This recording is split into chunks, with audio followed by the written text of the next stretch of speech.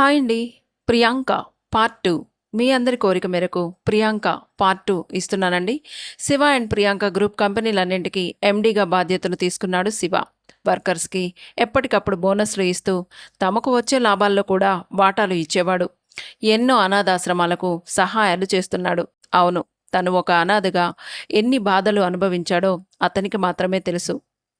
బాగా చదువుకునే అనాథ పిల్లలను చదివించడానికి తగిన ఏర్పాట్లు చేసేవాడు. అంతేకాదు, వర్కర్స్ అందరికీ కాలనీలు కట్టించాడు. ఆ కాలనీలకి అన్ని సదుపాయాలు ఏర్పాటు చేశాడు శివ. డబ్బు అసలు లేనప్పుడు ఎలా ఉంటుందో తెలుసు శివకి. అదే డబ్బు నడమంత్రపు సిరిగా వచ్చినప్పుడు కూడా ఎటువంటి మార్పు లేకుండా తన గొప్ప మనసును చాటుకున్నాడు. ప్రియాంక భర్త చేసే పనులన్నింటినీ చూసి ఎంతో మురిసిపోయేది. ఇంత మంచి మనిషిని మళ్ళీ నాకు ప్రసాదించినందుకు ఆ దేవునికి శతకోటి ధన్యవాదాలు. నా జీవితమంతా సేవ చేస్తూ ఉంటాను అని అనుకుంది మనసులో. తను ముందే అనుకున్నట్లుగా శివపార్వతుల ఆలయం కట్టించింది ప్రియాంక. ఆ గుడిలో ఒకవైపు వినాయకుణ్ణి, మరోవైపు సుబ్రహ్మణ్యేశ్వర స్వాముల విగ్రహాలు కూడా పెట్టించింది. ఎంతో శ్రద్ధగా గుడి విషయాలు పట్టించుకొని దగ్గరుండి మరీ కట్టించింది ప్రియాంక. గుడికి జనం కూడా బాగానే వస్తున్నారు. కాలచక్రం గిర్రున తిరిగింది. 10 సంవత్సరాలు గడిచిపోయాయి.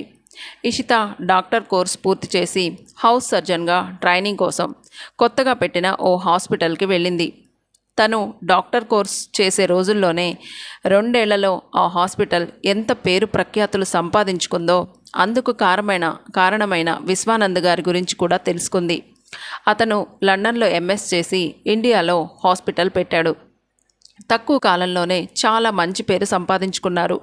ఇంతలో బ్లాక్ కలర్ ఆడీ కార్లో వచ్చారు డాక్టర్ విశ్వ. లోపల కూర్చున్న ప్రియాంక డాక్టర్ కోసం వెయిట్ చేస్తూ ఉంది. డాక్టర్ గారు వచ్చారు మేడం అని చెప్పింది సిస్టర్. అందరినీ విష్ చేసుకుంటూ నవ్వుకుంటూ తన రూమ్లోకి వెళ్ళిపోయాడు డాక్టర్ విశ్వ. డాక్టర్ గారికి చెప్పి వచ్చింది. పిలుస్తారుండండి మేడం అంది సిస్టర్. ఇషిత వెయిట్ చేస్తూ అందరినీ గమనిస్తూ ఉంది.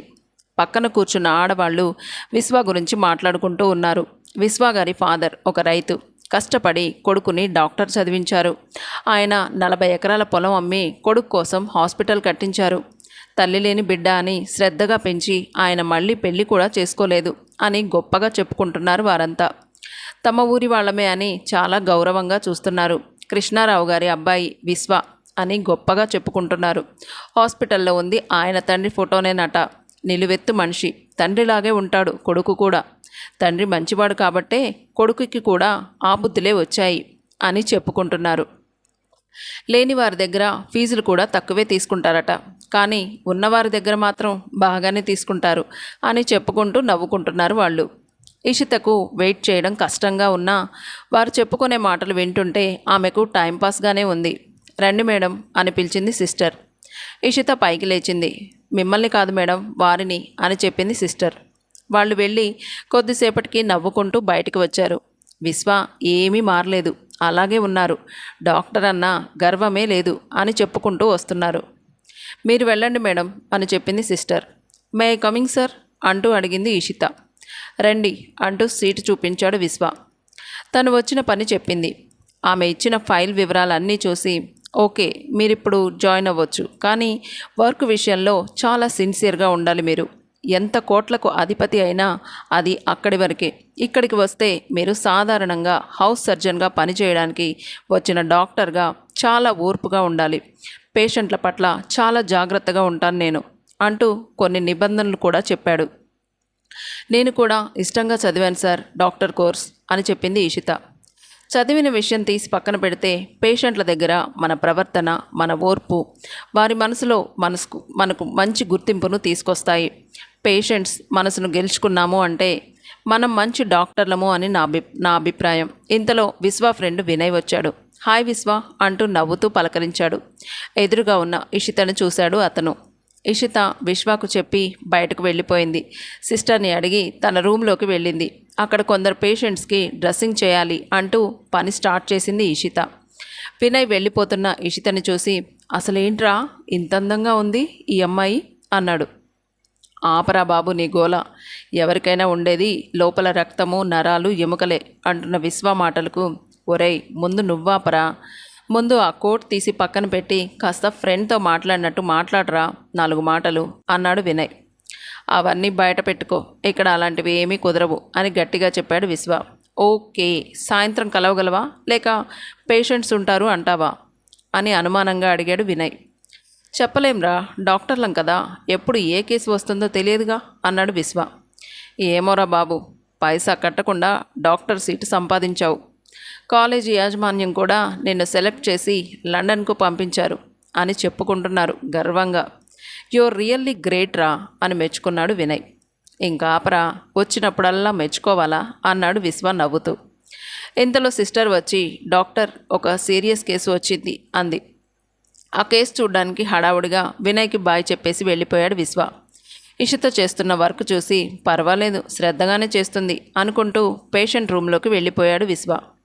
డ్యూటీ అయిపోయి ఇంటికి వచ్చిన ఇషితను చూసిన శివ, హాస్పిటల్ కట్టిస్తే అందులోనే నువ్వు ప్రాక్టీస్ చేసుకోవచ్చు కదరా తల్లి అన్నారు. డాక్టర్గా ప్రాక్టీస్ అంటే మాటలు కాదు డాడీ, ఇప్పుడు పేరున్న డాక్టర్ దగ్గర హౌస్ సర్జన్గా వర్క్ చేస్తే వర్క్ పెరుగుతుంది నాకు. తర్వాత ఇష్టమైన సబ్జెక్ట్ తీసుకోవాలి, మళ్ళీ 2 ఏళ్ళు చదవాలి, ఆ తర్వాత హాస్పిటల్ అంటూ చెప్పింది ఇషిత. కూతుర్ని చూసుకొని తెగ మురిసిపోయింది ప్రియాంక. అసలే అందంగా ఉండే ఇషిత వైట్ కోట్ వేసుకుంటే ఇంకా అందంగా ఉంది. అందుకే హౌస్ సర్జన్ చేసే పిల్లల్ని చూస్తుంటే ముచ్చటగా ఉంటుంది అని అనుకుంది. తన రూమ్లోకి వెళ్ళి ఫ్రెష్ అయ్యింది ఇషిత. విశ్వ గురించి ఆలోచిస్తూ, తన ఎంత మంచి డాక్టర్, చక్కటి అందగాడు, ముఖ్యంగా ఆ నవ్వు ఎంత ముచ్చటగా ఉందో, ఎలాంటి వారినైనా ఇట్టే కట్టిపడేస్తుంది. అంత అందంగా ఉన్న నన్ను కూడా కళ్ళెత్తి సరిగా చూడట్లేదు. చాలా పవర్ఫుల్ క్యాండిడేట్లా కనిపిస్తున్నాడు. పైగా జనాల్లో కూడా మంచి పేరుంది. నిజంగా తనతో సొంత ఫీలింగ్స్కి అతీతంగా ఉంటాడు కాబట్టే అంత మంచి పేరు వచ్చినట్టుంది. ఆ మంచి పేరు, అతని గురించిన అన్ని విషయాలు తెలుసుకొని వెళ్ళిన ఇషిత విశ్వాన్ని తలుచుకొని మనసులోనే నవ్వుకుంది. పెద్ద పెద్ద హాస్పిటల్స్లో వెళ్ళి చేయొచ్చు హౌస్ సర్జన్గా, కానీ అందరూ గొప్పగా చెప్పుకునే మాటలు విని విశ్వగారి దగ్గరే హౌస్ సర్జన్గా చేయాలి అనుకున్నాను. చిన్న వయసులోనే అతని తెలివితేటలతో ఎన్నో ఆపరేషన్స్ని సక్సెస్ చేశాడని చెప్పుకుంటుంటే ఆసక్తిగా వినేది. ఏది ఏమైనా అతని గురించి ఇంకాస్త తెలుసుకోవాలి. కాబోయే డాక్టర్గా, హౌస్ సర్జన్గా అతని దగ్గర చేరితే అతని గురించిన పూర్తి వివరాలు తెలుసుకోవచ్చు. ఆ తర్వాత తన జీవితం గురించి మంచి నిర్ణయం తీసుకోవచ్చు అని అనుకుంటూ ఉంటే ప్రియాంక పిలిచింది ఇషితను. ఇషిత కూడా చాలా తెలివైన అమ్మాయి. అతని దగ్గర ఒక మంచి డాక్టర్గా ముందు తను తయారవ్వాలి అని ఆలోచిస్తూ ఉంది. టిఫిన్ తినకుండా ఏంటమ్మా ఆలోచన అంది ప్రియాంక. శివ కూతురు వైపు చూసి, కాబోయే డాక్టర్ కదా, అలాగే ఉంటుంది అంటూ నవ్వుకున్నారు. అదేం లేదు డాడీ, నేనేమీ ఆలోచించట్లేదు అంటూ గబగబా టిఫిన్ తినేసింది. ఇషిత మొదటి రోజు వైట్ కోట్తో వెళ్లకుండా ఆరెంజ్ ఎల్లో కలర్ చూడీదార్లో వెళ్ళింది. పైన కోటు వేసుకొని రండి అని గట్టిగా చెప్పాడు విశ్వ. ఆ మాట ఏదో కాస్త నవ్వుతూ చెప్పొచ్చుగా, వర్క్లో ఉంటే విపరీతమైన కోపంగా ఉంటాడు ఎందుకో. మీరు నాతో రండి ఇషిత అంటూ 4th ఫ్లోర్లో ఉన్న ఆపరేషన్ కేసు దగ్గరికి తీసుకెళ్లాడు. 24 గంటలు అబ్జర్వేషన్లో ఉంచండి. ఇక్కడ పూర్తి బాధ్యత మీదే. ఏదైనా ప్రాబ్లం ఉంటే నాకు ఫోన్ చేసి చెప్పండి. అతని ఫైల్ ఇదిగో అని ఇచ్చాడు విశ్వ. ఆ ఫ్లోర్లోనే గాయత్రి కూడా వర్క్ చేస్తుంది. గాయత్రి సరదాగా నవ్వుతూ మాట్లాడుతుంది. అమ్మయ్య, టెన్షన్ కాస్త తగ్గింది అనుకుంది ఇషిత. సూసైడ్ చేసుకున్నాడు మేడం. డాక్టర్ గారు నిన్న చాలా కష్టంగా చేశారు ఆపరేషన్. స్టోన్ కట్ చేసి మింగేశాడంట. స్కాన్ చేసి చూస్తే 3 పీసెస్ కనిపిస్తున్నాయి, కానీ డేంజర్గా కనపడకుండా ఉన్న 4వ పీస్ కూడా తీశారు డాక్టర్ గారు. My God, risky operation. Night 10 వరకు పట్టింది అని చెబుతున్న గాయత్రి వైపు ఆశ్చర్యంగా చూసింది ఇషిత. అసలు ఇలాంటి కేసు టేకప్ చేయరు కదా అంది ఇషిత. సార్కి ధైర్యం ఎక్కువ ఉంటుంది మేడం అని చెప్పింది గాయత్రి. వెంటనే ఫోన్ చేశాడు విశ్వ. మీరు మాట్లాడుకోవడానికి కాదు వచ్చింది, త్వరగా పేషెంట్ని చూడండి అని చెప్పి ఫోన్ పెట్టేశాడు. సార్ సీసీ కెమెరాలో చూస్తున్నట్టున్నారు అంది గాయత్రి. ఇక ఇషిత ఆ పేషెంట్కి medicines, BP, heart beats check చేస్తూ ఉంది. ఆక్సిజన్ పెట్టే ఉంది, కానీ పెద్దగా రెస్పాన్స్ అవ్వడం లేదు అనుకొని ఆ మాటే విశ్వాకి ఫోన్ చేసి చెప్పింది. అక్కడ మెడిసిన్స్లో ఉన్న ఇంజెక్షన్ చేయమని చెప్పాడు. మేడం, మీ సినిమాలంటే నాకు పిచ్చి, నేను మిమ్మల్ని ప్రేమిస్తున్నాను, నేను బతకను మీరు లేకుంటే అంటూ కలవరిస్తున్నాడు ఆ పేషెంట్. అతని పేరు చూసింది సుభాష్. సుభాష్ అంటూ పిలిచింది. అతని మాట తమిళ భాషలో ఉంది. అతని తల్లి చెప్పిన వివరాల వల్ల తెలిసింది ఏమిటంటే అతను బుద్ధిగా ఉద్యోగం చేసుకునేవాడే. తమిళ సినిమాల్లో 5 ఏళ్ల కిందట హీరోయిన్గా చేసి ప్రస్తుతానికి స్పెషల్ పాత్రలు చేస్తున్న హీరోయిన్ నవీన ప్రేమలో పడ్డాడు సుభాష్. సంవత్సరం క్రితం నవీన స్పెషల్ పాత్రగా ఉన్న సినిమా షూటింగ్ సుభాష్ పనిచేసే ఆఫీస్లో చేశారట. అప్పుడు కాస్త పరిచయం అయ్యింది సుభాష్కి. ఆ మాట తీరు, కలుపుగోల్తనం, ఆ అందం వల్ల బుద్ధిగా ఉండే సుభాష్ ఆమె ప్రేమలో పడిపోయాడు. ఆమెకు ఎన్ని విధాలుగా చెప్పినా కన్విన్స్ చేయలేకపోయాడట. మరి ఆమె స్థాయి ఎక్కడ, ఇతని స్థాయి ఎక్కడ? అంతే. తర్వాత ఏమీ మాట్లాడకుండా ఇంటికి వెళ్ళిపోయాడు. ఇదిగో నిన్ననే ఇలా సూసైడ్ అటెంప్ట్ చేశాడట.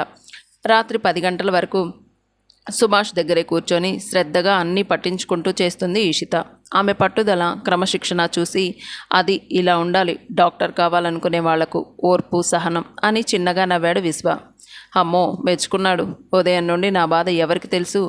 ఇప్పటికీ మమ్మీ 3 సార్లు ఫోన్ చేసింది ఎప్పుడొస్తావని. కాసేపటికి నైట్ డ్యూటీ సిస్టర్ వచ్చింది. ముఖం కడుక్కొని కాస్త ఫ్రెష్ అయ్యి ఇంటికి బయలుదేరింది ఈషిత. అప్పుడే మెలకువ వస్తున్న సుభాష్ నవీనా అంటూ కలవరిస్తున్నాడు. నన్ను చూడ్డానికి కూడా తను రాలేదా అని అడుగుతున్నాడు సిస్టర్ని. ఏం పిచ్చి పనులయ్యా ఇవి అంటూ కేకలేసింది సిస్టర్ మాధవి. తెలివిలోకి వచ్చిన సుభాష్, నవీన వచ్చింది కదా, నన్ను చూసి ఇప్పుడే బయటకు వెళ్తుంది అంటూ చెబుతున్నాడు. డాక్టర్ గారికి ఫోన్ చేసి ఆక్సిజన్ తీసేసింది. ఏంటి మళ్ళీ చెప్పు అంటూ అడిగింది సిస్టర్ మాధవి. నవీన నన్ను చూసి వెళ్ళిపోతుంది అన్నాడు మగతగా. సరే ఇప్పుడంతా బాగుందిగా అని అడిగింది మాధవి. తల పగిలిపోతుంది మేడం, నన్నెందుకు బతికించారు? నా కోసం నవీన వస్తే నన్నెందుకు లేపలేదు అంటున్నాడు. సుభాష్, ఇలాంటి పిచ్చి పనులు మంచిది కాదు. నీ ఆరోగ్యం పాడవడమే కాక దీనివల్ల మీ అమ్మ వాళ్ళు చూడు ఎంత బాధపడుతున్నారో. నువ్వు బాధపడుతున్నావు అంటూ చిన్నగా మందలిచ్చింది మాధవి. సుభాష్ వాళ్ళమ్మ వచ్చి కొడుకుని చూసుకొని సంతోషంగా వెళ్ళిపోయింది. అది ఐసీయూ రూమ్ కాబట్టి ఎవరూ ఉండకూడదు. మీ అమ్మను చూడు ఒకసారి. ఆ వయసులో ఆమెకు సేవ చేయాల్సింది పోయి నీకు చేస్తుంది. ఎందుకయ్యా ఎవరినో ప్రేమించి పిచ్చిలో పడతారు అంది మాధవి. నేను హీరోయిన్ నవీనని ప్రేమించాను అని చెప్పాడు సుభాష్. చచ్చాంపో, కాలేజీ పిల్లలు కూడా కాదు, ఏకంగా సినిమా హీరోయిన్ని ప్రేమించావా? నువ్వు కూడా హీరోలాగానే ఉన్నావులే. ఏం కుర్రాళ్ళయ్యా మీరు, అంతలోనే ప్రేమలో పడిపోయి వాళ్ళ కోసం ప్రాణాలు తీసుకోవడానికి సిద్ధపడతారు. మిమ్మల్ని పెంచి పెద్దవాళ్ళని చేసిన తల్లిదండ్రుల్ని కూడా పట్టించుకోరు అంటూ అరుస్తూ సెలైన్ బాటిల్ మార్చి నైట్ వేయాల్సిన మెడిసిన్స్ అన్నీ వేసి అక్కడే కుర్చీలో కూర్చుంది మాధవి. రాత్రి లేటుగా వచ్చిన కూతుర్ని చూసి తల్లిదండ్రులు ఇద్దరూ బాధపడ్డారు. ఎందుకమ్మా నీకు ఈ శ్రమ అన్నారు. డాడీ, మీరెంత కష్టపడుతున్నారు ఈ వయసులో కూడా. మీ ఆశయ సాధనలో ఎలా అలుపెరగకుండా ప్రయాణిస్తున్నారు. నేను కూడా మీ కూతుర్నే కదా, నాకు మీ లక్షణాలు రావా అంటూ నవ్వింది ఈషిత. కూతురు పట్టుదల తెలిసిందే కదా అని ఊరుకున్నారు. ఫ్రెష్ అయి వచ్చి తన కోసం డిన్నర్ చేయకుండా ఉన్న తల్లిదండ్రులతో కలిసి డిన్నర్ చేసింది ఈషిత. మాధవి ఈషితకు ఫోన్ చేసి సుభాష్కి మెలకువ వచ్చిన సంగతి చెప్పింది. అతను మాట్లాడిన మాటలను కూడా చెప్పింది. హో గాడ్, మెలకువ వచ్చిందా కదా అని సంతోషపడింది ఈషిత. కానీ సినిమా హీరోయిన్ని ప్రేమించడం ఏంటి, మళ్ళీ తను ఒప్పుకోలేదని సూసైడ్ చేసుకోవడం ఏంటి అని నవ్వుకుంది ఈషిత. ప్రేమ పిచ్చికి పరాకాష్ట అంటే ఇదేనేమో అని అనుకుంది. విశ్వాకి మెసేజ్ పెట్టింది. సుభాష్లో వచ్చిన ఇంప్రూవ్మెంట్ మొత్తం పెట్టింది. గుడ్, నేను సీసీ కెమెరాల్లో చూస్తున్నానులే అని మెసేజ్ పెట్టాడు. అంతే. ఎంత స్టైల్ రా బాబు నీకు అనుకుంది ఈషిత. రాత్రి 1 గంటకి సుభాష్కి హార్ట్ బీట్ బాగా పెరిగిపోయింది. వెంటనే ఫోన్ చేసింది ఈషితకు. మై గాడ్ అనుకుంటూ డాక్టర్ గారికి మెసేజ్ పెట్టింది. ఆయన వెంటనే స్పందించి నేను వెళ్తున్నానులే అని చెప్పారు. అంతా బాగానే ఉంది కదా, మళ్ళీ ఇలా జరిగిందేంటి అనుకుంటూ బాధపడింది ఈషిత. అతను పెద్దగా పిచ్చి పిచ్చిగా నవీనా అంటూ అరుస్తున్నాడు. విశ్వ వెంటనే ఇంజెక్షన్ చేస్తూ అతని తల నిమురుతూ సుభాష్ ప్లీజ్ ఉద్రేకం పెంచుకోకు ప్లీజ్ అంటూ అతని చెయ్యి తన చేతుల్లోకి తీసుకొని నెమ్మదిగా చెబుతూ హార్ట్ బీట్ చెక్ చేస్తున్నాడు. పల్స్ రేట్ ఎక్కువగానే ఉంది. ఓవర్ థింకింగ్ అతని మైండ్ని డిస్టర్బ్ చేస్తున్నాయి. కాసేపటికి అతని బిహేవియర్లో మార్పు రాసాగింది. నవీనా అంటూ కలవరిస్తూనే ఉన్నాడు. పాపం రాత్రంతా సుభాష్ దగ్గరే ఉండిపోయాడు విశ్వ. ఇషిత మాధవికి ఫోన్ చేసి విషయం తెలుసుకుంది. అలసటగా ఉండేసరికి నిద్రలోకి జారిపోయింది ఇషిత. సుభాష్ చనిపోయాడు. విశ్వ ఇషితకు కేర్లెస్గా ఉన్నావు అంటూ కేకలు వేస్తున్నాడు. చెమటలు పడుతున్నాయి ఇషితకు. మనం ఈ వృత్తిలోకి వచ్చాక ఒక డాక్టర్గా అసలు ఎలాంటి ఆలోచనలు పెట్టుకోకూడదు అంటుంటే గబుక్కున మెలకు వచ్చి కూర్చుంది ఇషిత. అమ్మయ్య, కళ నిజం అనుకొని హడలి చచ్చాను. ఒక్క క్షణం. ఏసీ రూమ్లో చెమటలు పట్టాయి ఈషితకు. వెంటనే వాటర్ తాగి మెసేజ్ పెట్టింది మాధవికి. బాగానే ఉన్నాడు మేడం అని పెట్టింది మాధవి. తెల్లారేసరికల్లా ఇషితకు జ్వరం వచ్చింది. హాస్పిటల్కి రాలేను అని విషయం చెప్పి మెసేజ్ పెట్టింది విశ్వాకి. అలా వారం గడిచిపోయింది. జ్వరం తగ్గింది కానీ ఇషితకు నీరసం మాత్రం తగ్గలేదు. వైరల్ ఫీవర్ అని విశ్వ మాధవితో మందులు ఇచ్చి పంపించాడు. ఎలా ఉందో తెలుసుకొని రమ్మన్నారు మేడం అని చెప్పింది మాధవి. అబ్బో పర్వాలేదే అనుకుంటూ నవ్వుకుంది ఇషిత. మేడం, సుభాష్ డిశ్చార్జ్ అయ్యి వెళ్ళిపోయాడు అని చెప్పింది మాధవి. అవునా, పూర్తిగా తగ్గిపోయిందా అని అడిగింది ఇషిత. తగ్గిపోయింది మేడం. మన విశ్వాస్ చేయి పడితే తగ్గకపోవడమా? డిశ్చార్జ్ చేసే రోజు డాక్టర్ గారు బాగా కేకలు వేశారు. సుభాష్ బుర్రను కొత్తగా రీఛార్జ్ చేశారు అంటూ నవ్వింది మాధవి. స్వతహాగా సెన్సిటివ్ మైండ్ ఉన్నవాళ్లే ఎక్కువగా ఇలాంటి తప్పుడు నిర్ణయాలు తీసుకుంటారు అని అభిప్రాయపడింది ఇషిత. రోజు రోజుకి విశ్వ మీద ఇంట్రెస్ట్ పెరిగిపోతుంది ఇషితకు. చాలా చక్కగా రెడీ అవుతుంది. పైన వైట్ కోట్ మాత్రం తప్పనిసరిగా వేసుకుంటుంది. తప్పకుండా నీ ప్రేమను నేను సొంతం చేసుకుంటాను. నీకు నచ్చే మెచ్చే డాక్టర్ని అవుతాను. చూస్తూ ఉండు ఈ రోజు నుంచి అంటూ ఇషిత తన స్టైల్ని మార్చింది. పని కట్టుకొని తరచుగా విశ్వ రూమ్లోకి వెళ్ళడం, తను చేసే పని పట్ల అవగాహన ఉన్నా కూడా ఏమీ తెలియనట్లుగా మాట్లాడడం, ఆల్చిప్పల్లాంటి కళ్ళను అందంగా తిప్పుతూ అమాయకమైన ప్రశ్నలు వేస్తున్న ఇషితను గమనించలేనంత పిచ్చివాడు కాదు విశ్వ. మీకేమైనా డౌట్స్ ఉంటే ఫోన్ చేసి అడగండి. ఇలా తరచుగా రూమ్లోకి రావాల్సిన అవసరం లేదు అన్నాడు విశ్వ.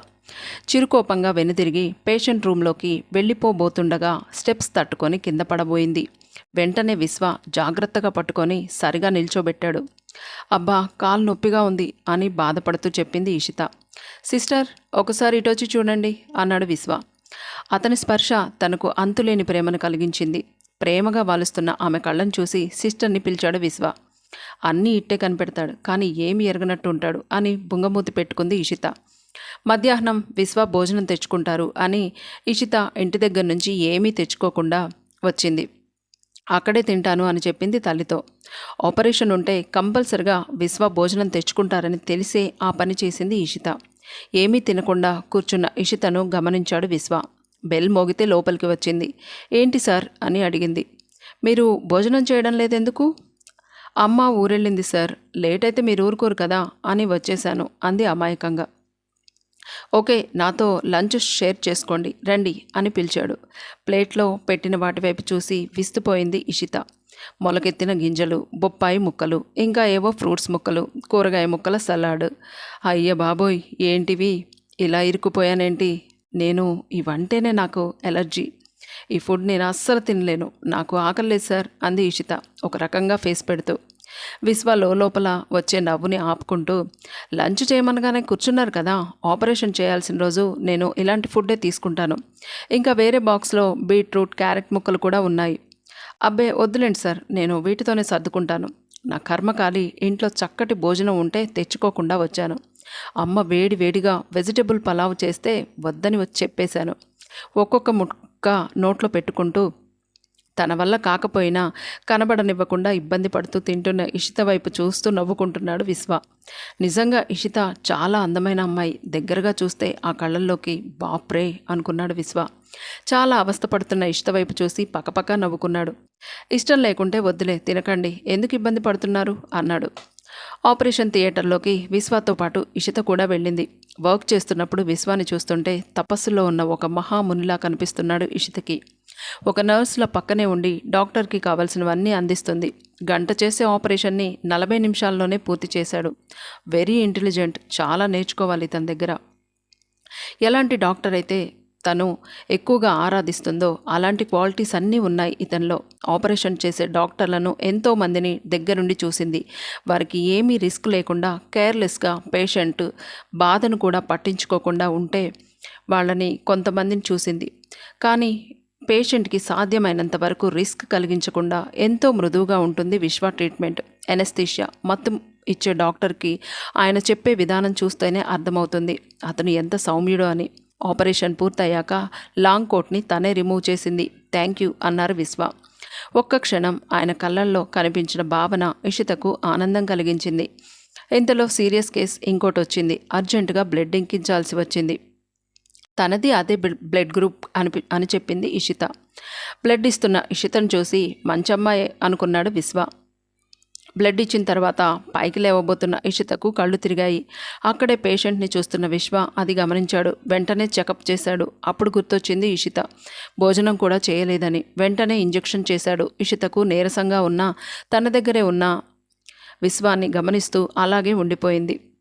కాసేపు పడుకోండి అని చెప్పి వెళ్ళిపోయాడు విశ్వ. సిస్టర్ మాధవి వచ్చింది. మేడం ఇప్పుడు ఎలా ఉంది మీకు అని అడిగింది. ఓకే అని పైకి లేచి కూర్చుంది. సాయంత్రం హాస్పిటల్ అయిపోయాక ఇంటికి వెళ్తున్న ఇషితకు ఒక బాటిల్ ఇచ్చి, ఇది డైలీ పాలల్లో కలుపుకొని తాగండి, బ్లడ్ పర్సంటేజ్ పెరుగుతుంది అని చెప్పాడు. తనపై విశ్వాకు ఉన్న శ్రద్ధను చూసి మురిసిపోయింది ఇషిత. కాస్త రెస్ట్ తీసుకుంటే తగ్గిపోతుంది అని చెప్పి డైవర్ట్ చేశాడు ఇషితను. మరుసటి రోజు ఇషిత హాస్పిటల్కి వెళ్ళింది. డాక్టర్ గారు రాలేదమ్మా, కాస్త హెల్త్ బాగోలేదట అని చెప్పింది సిస్టర్. అడ్రస్ తెలుసుకొని ఇంటికి వెళ్ళింది. చిన్న ఇల్లే అయినా ముచ్చటగా ఉంది. ప్రశాంతమైన వాతావరణంలో కట్టుకున్నాడు. లోపలికి వెళ్ళింది. అక్కడ ఒక అబ్బాయి ఉన్నాడు. తనెవరో చెప్పి డాక్టర్ గారు లేరా అని అడిగింది. సార్కి కాస్త నీరసంగా ఉంది మేడం అన్నారు ఆ అబ్బాయి. లోపలికి వెళ్ళి చూసింది. పడుకొని ఉన్నాడు విశ్వ. సార్ ఇప్పుడు ఎలా ఉంది ఆరోగ్యం అని పలకరించింది ఇషిత. నువ్వా ఇషిత, ఇంటికి వచ్చావా? మరి హాస్పిటల్లో పేషెంట్లు అంటున్న విశ్వాన్ని చూసి, ఏంటి సార్ ఫీవర్గా ఉందా అని అక్కడ ఉన్న డాక్టర్ కిట్ తీసి చెక్ చేసింది. ఫీవర్ ఉంది, ఇంజెక్షన్ చేయమంటారా అని అడిగింది. వద్దు, నేను ట్యాబ్లెట్ వేసుకుంటాను అన్నాడు. సరే అని ట్యాబ్లెట్ వేసింది. ఎందుకు మీకు రిస్క్, వెళ్ళండి హాస్పిటల్కి అన్నాడు విశ్వ. మనసులో ప్రేమ ఉంటేనే రాగలుగుతాము అన్న విషయాన్ని కనిపెట్టలేరా అయ్యనా అనుకుంది ఇషిత. కిచెన్లోకి వెళ్ళి పాలు కాచి చల్లార్చి తీసుకొని వచ్చింది. అన్ని పనులు బాయ్ చూసుకుంటాడు కదా, మీకెందుకు ఇవన్నీ, మీరు వెళ్ళండి అన్నాడు నీరసంగా. మా నాన్నగారు ఊరెళ్ళారు, అందుకే ఒక్కడనే ఉన్నాను, ఇంకాసేపట్లో వచ్చేస్తారు అన్నాడు. ఓకే సార్ అని అక్కడున్న బాయ్కి చెప్పింది. జాగ్రత్తగా చూసుకోమని. హాస్పిటల్కి వచ్చింది ఇషిత. పేషెంట్లను చూసింది. చాలా టైం అయింది. ఇంటికి ఫోన్ చేసి మాట్లాడింది. ఇంకాస్త లేట్ అవుతుందమ్మా అని చెప్పి మరలా మనసు ఊరుకోక విశ్వ ఇంటికి వెళ్ళింది. జ్వరం ఇంకాస్త పెరిగినట్లు అనిపించింది. విశ్వ వాళ్ళ నాన్నగారు అనుకుంటా వచ్చారు. ఇషితను చూసి ఆశ్చర్యపోయారు. ఇషిత తనెవరో చెప్పింది. విశ్వ పరిస్థితి కూడా చెప్పింది. ఇంజెక్షన్ చేస్తానంటే వద్దు, టాబ్లెట్ వేసుకుంటా అంటున్నారు అని. వాడు ఎంత డాక్టర్ అయినా ఇంజెక్షన్ అంటే చాలా భయం వాడికి అంటూ నవ్వారా ఆయన. నేను జాగ్రత్తగా చూసుకుంటానమ్మా, మీరు వెళ్ళిరండి అన్నారు విశ్వ తండ్రి కృష్ణారావు గారు. ఇషిత డ్రైవర్కి ఫోన్ చేసి రమ్మని పిలిచింది. మళ్ళీ విశ్వ వైపు చూసి, ఇప్పుడు ఎలా ఉంది సార్ అంది. బాగానే ఉంది ఇషిత, నాన్నగారు కూడా వచ్చారు కదా, ఇక మీరు ఇంటికి వెళ్ళండి అన్నాడు నీరసంగా. కృష్ణారావు గారికి ఇషిత బాగా నచ్చింది. ఎప్పుడూ ఒక డాక్టర్ని ఇచ్చి పెళ్లి చేయాలి విశ్వాకి అని అనుకునేవారు.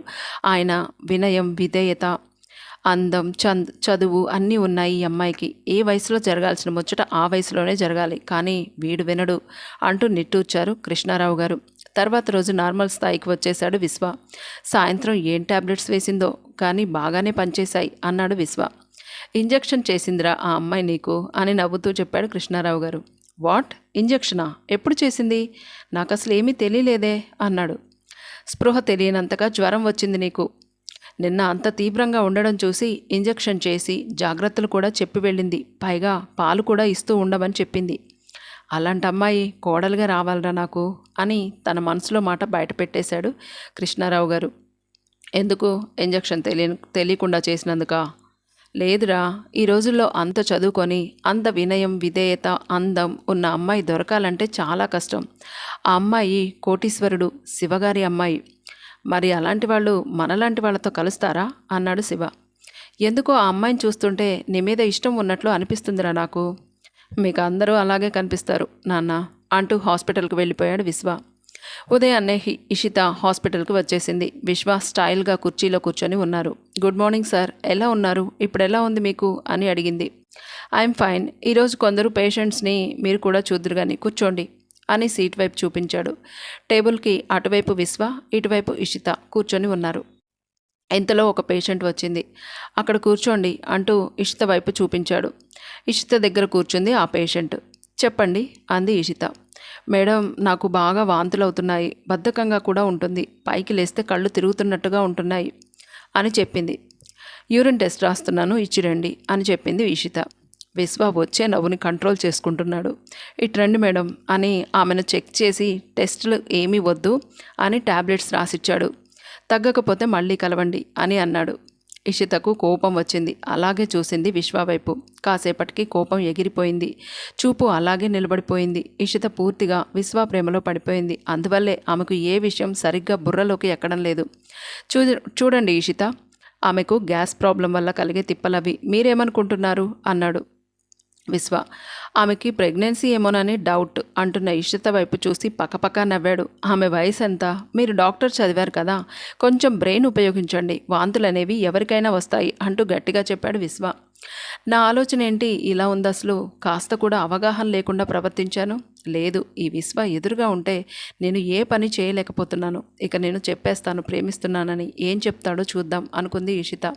సార్, మీతో కొంచెం మాట్లాడాలి. ఇంతలో ఒక పేషెంట్ లోపలికి వచ్చాడు. నేను కాసేపు బయట వర్క్ చూసుకుంటాను సార్, నేను కాన్సన్ట్రేషన్ చేయలేకపోతున్నాను అని చెప్పి బయటకు వెళ్ళిపోయింది ఇషిత. బయట కూర్చొని వచ్చే పిల్లల బరువు చెక్ చేస్తూ వారికి వ్యాక్సిన్ గురించిన అవగాహన కలిగిస్తుంది. విశ్వ చూపులు కూడా ఇషిత వైపు వాళ్తున్నాయి. నా మనసులో ఇషిత స్థిర నివాసం ఏర్పాటు చేసుకుంది అని అర్థమవుతుంది అనుకున్నాడు విశ్వ. పేషెంట్ను చూసి బయటకు పంపాడు. అలా వారిద్దరూ ఒకరిని విడిచి ఒకరు ఉండలేని పరిస్థితికి వచ్చేశారు. బయట కలుసుకోవాలనుకున్నారు వారిద్దరూ. ముందుగా ప్రేమను వ్యక్తపరిచాడు విశ్వ. ఇషిత కూడా సిగ్గుపడుతూ ఐ టు లవ్ యూ అని చెప్పింది. ఎంతో ఆనందం వారిద్దరి సొంతం అయ్యింది. మన పెళ్ళికి మీ పెద్దవాళ్ళు ఒప్పుకుంటారా అని అడిగాడు విశ్వ. అయ్యో, మా నాన్నగారి గురించి తెలిస్తే మీరిలా అనరు అని తన తండ్రి గురించి వివరంగా చెప్పింది ఇషిత. ఓకే, ఇక ఏ సమస్యలు లేవు అని ఒక నిర్ధారణకు వచ్చి విశ్వ తండ్రికి తన ప్రేమ విషయం చెప్పి పెళ్లి సంగతి మాట్లాడమని చెప్పాడు. అలా ఇరు కుటుంబాలు కలిసి నిశ్చితార్థ వేడుకలు జరుపుకున్నారు. అన్నీ సింపుల్గా జరగాలి అంటున్నాడు విశ్వ. పెళ్లి ముహూర్తం కూడా త్వరగానే పెట్టేసుకున్నారు. హాస్పిటల్కి బాధ్యతగా వెళ్ళి ఇద్దరూ చూసుకుంటున్నారు. 1 గంట మాత్రం వారి కోసం కేటాయించుకుంటున్నారు. విశ్వ లాంటి భర్త తనకు దొరకడం తన అదృష్టంగా ఫీల్ అయింది ఇషిత. ఇషిత లాంటి మంచి అందమైన అమ్మాయి, పైగా తనలాగే డాక్టర్ కావాలి అనుకునే అమ్మాయి తనకు భార్యగా రావడం తన అదృష్టం అనుకున్నాడు విశ్వ. వారం రోజుల్లోనే పెళ్లి ముహూర్తం ఖాయమయ్యింది. ముందే చెప్పాడు విశ్వ, ఆర్భాటాలు ఏమీ వద్దని, సింపుల్గా పెళ్లి జరగాలి అని. శివకి కృష్ణారావు గారికి మంచి స్నేహం కుదిరింది. చాలా వరకు వారిద్దరి మనసు ఒకటే. ప్రియాంక కూతురి కోసం విదేశాల నుండి డైమండ్ నగల సెట్లు, లక్షల ఖరీదులు చేసే పట్టు చీరలు తీసుకుంది. ఆల్రెడీ ఇషితకు లేని నగలంటూ లేవు. కళ్ళతో ఆ వైభోగం చూస్తే ఎవరైనా ఆశ్చర్యపోతారు. అమ్మా, ఇలాంటివన్నీ విశ్వ గారికి ఇష్టం ఉండవమ్మా, ఆయనకు సింపుల్గా ఉండటమే ఇష్టం అంది ఇషిత.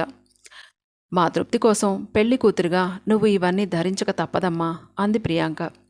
ఆ విషయం విశ్వాకు ఫోన్ చేసి చెప్పింది. పెళ్లి వరకు పెద్దవాళ్ల కోరిక తీర్చాలిగా, తర్వాత మాత్రం నాకు ఎంత సింపుల్గా ఉంటే అంత ఇష్టం అన్నాడు విశ్వ. అలాగేనండి, మీ ఇష్టమే నా ఇష్టం అని సౌమ్యంగా చెప్పింది ఇషిత. విశ్వ గురించి, ఆయన అలవాట్ల గురించి ఒక్కొక్కటిగా అన్నీ తెలుసుకుంటుంది ఇషిత. కృష్ణారావు గారు కనిపించినప్పుడల్లా ఆయనకు నమస్కరించి పక్కకు వెళ్ళిపోతుంది. తండ్రిని అడిగి కొడుకు అలవాట్లన్నీ శ్రద్ధగా తెలుసుకుంటుంది. విశ్వాకి చేతి నిండా గాజులు వేసుకుంటే చాలా ఇష్టమని, అన్ని లైట్ కలర్సే ఇష్టపడతారని, ఏం తింటాడో ఏమి తినడో అన్నీ చెప్పాడు. తను కూడా అంతే. ఇద్దరికి చాలా వరకు అలవాట్లలో, ఇష్టాలలో చాలా దగ్గర పోలికలు ఉన్నాయి. అందుకే ఇద్దరం ప్రేమలం పడ్డామేమో అని అనుకుంది ఇషిత. చక్కటి కోడలు దొరికింది అని ఆనందించారు కృష్ణారావు గారు. విశ్వ చెప్పినట్లే ఊర్లో ఉన్న పొలాలన్నీ అమ్మేసి కొడుకు దగ్గరే ఉండిపోవడానికి వచ్చేశారు ఆయన. అంగరంగ వైభవంగా పెళ్లి జరిగిపోయింది. ఆ రోజు రాత్రికి, మొదటి రాత్రికి అంతా సిద్ధం చేస్తున్నారు. ఇషిత, ఇక్కడ పెట్టిన డైమండ్ నగల సెట్ ఏది అని అడిగింది ప్రియాంక. ఏమో అమ్మా, నాకు తెలీదు, నేను అక్కడే పెట్టాను, మళ్ళీ తీయలేదు అంది ఇషిత. ఆ తర్వాత గుడికి వెళ్ళి వస్తానని బయటకు వెళ్ళింది. ప్రియాంక ఇల్లంతా వెతికింది, ఎక్కడా దొరకలేదు ఆ నగలు. అసలు ఏం జరిగి ఉంటుంది? ఈ విషయాన్ని ఇప్పుడు బయట పెడితే ఇంట్లో చుట్టాలు ఉన్నారు, తప్పుగా అనుకుంటారేమో, ఏమైపోయాయో అనుకుంటూ ఆలోచనలో పడిపోయింది. వెంటనే తనని తాను సర్దుకొని ముందు కార్యం పనులు చూడాలి, ఇలా ఉండకూడదు అని నిర్ణయించుకుంది. కూతురికి తగ్గ భర్త దొరికాడని సంతోషపడిపోయారు శివ, ప్రియాంక. అలాగే తమ కొడుక్కు తగ్గ కోడలు దొరికిందని సంతోషించారు కృష్ణారావు గారు. విశ్వాకి ఆర్భాటాలు ఇష్టం ఉండవని ఎవరిని పిలవలేదు ప్రియాంక. కానీ నగలు ఏమయ్యాయి? గుడికి వెళ్ళొచ్చాక తనతో మాట్లాడలేదు ఇషిత.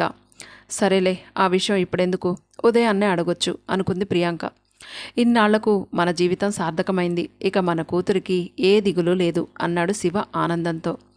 అన్ని విషయాలు బాగానే ఉన్నాయండి, కానీ ఇషిత కోసం తెప్పించిన డైమండ్ నగలు మాత్రం కనిపించడం లేదు, ఏమయ్యాయో అంటూ ఆందోళనగా మాట్లాడింది ప్రియాంక.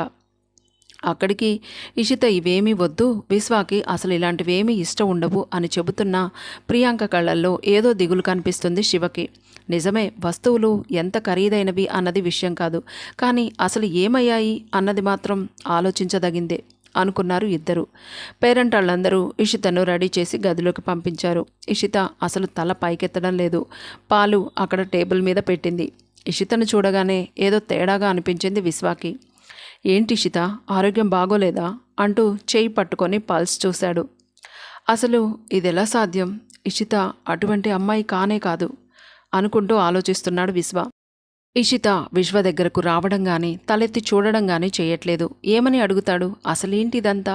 కాసేపు మైండ్ పని చేయలేదు విశ్వాకి. ఏం మాట్లాడట్లేదు. ఎందుకు ఇషిత అన్నాడు విశ్వ.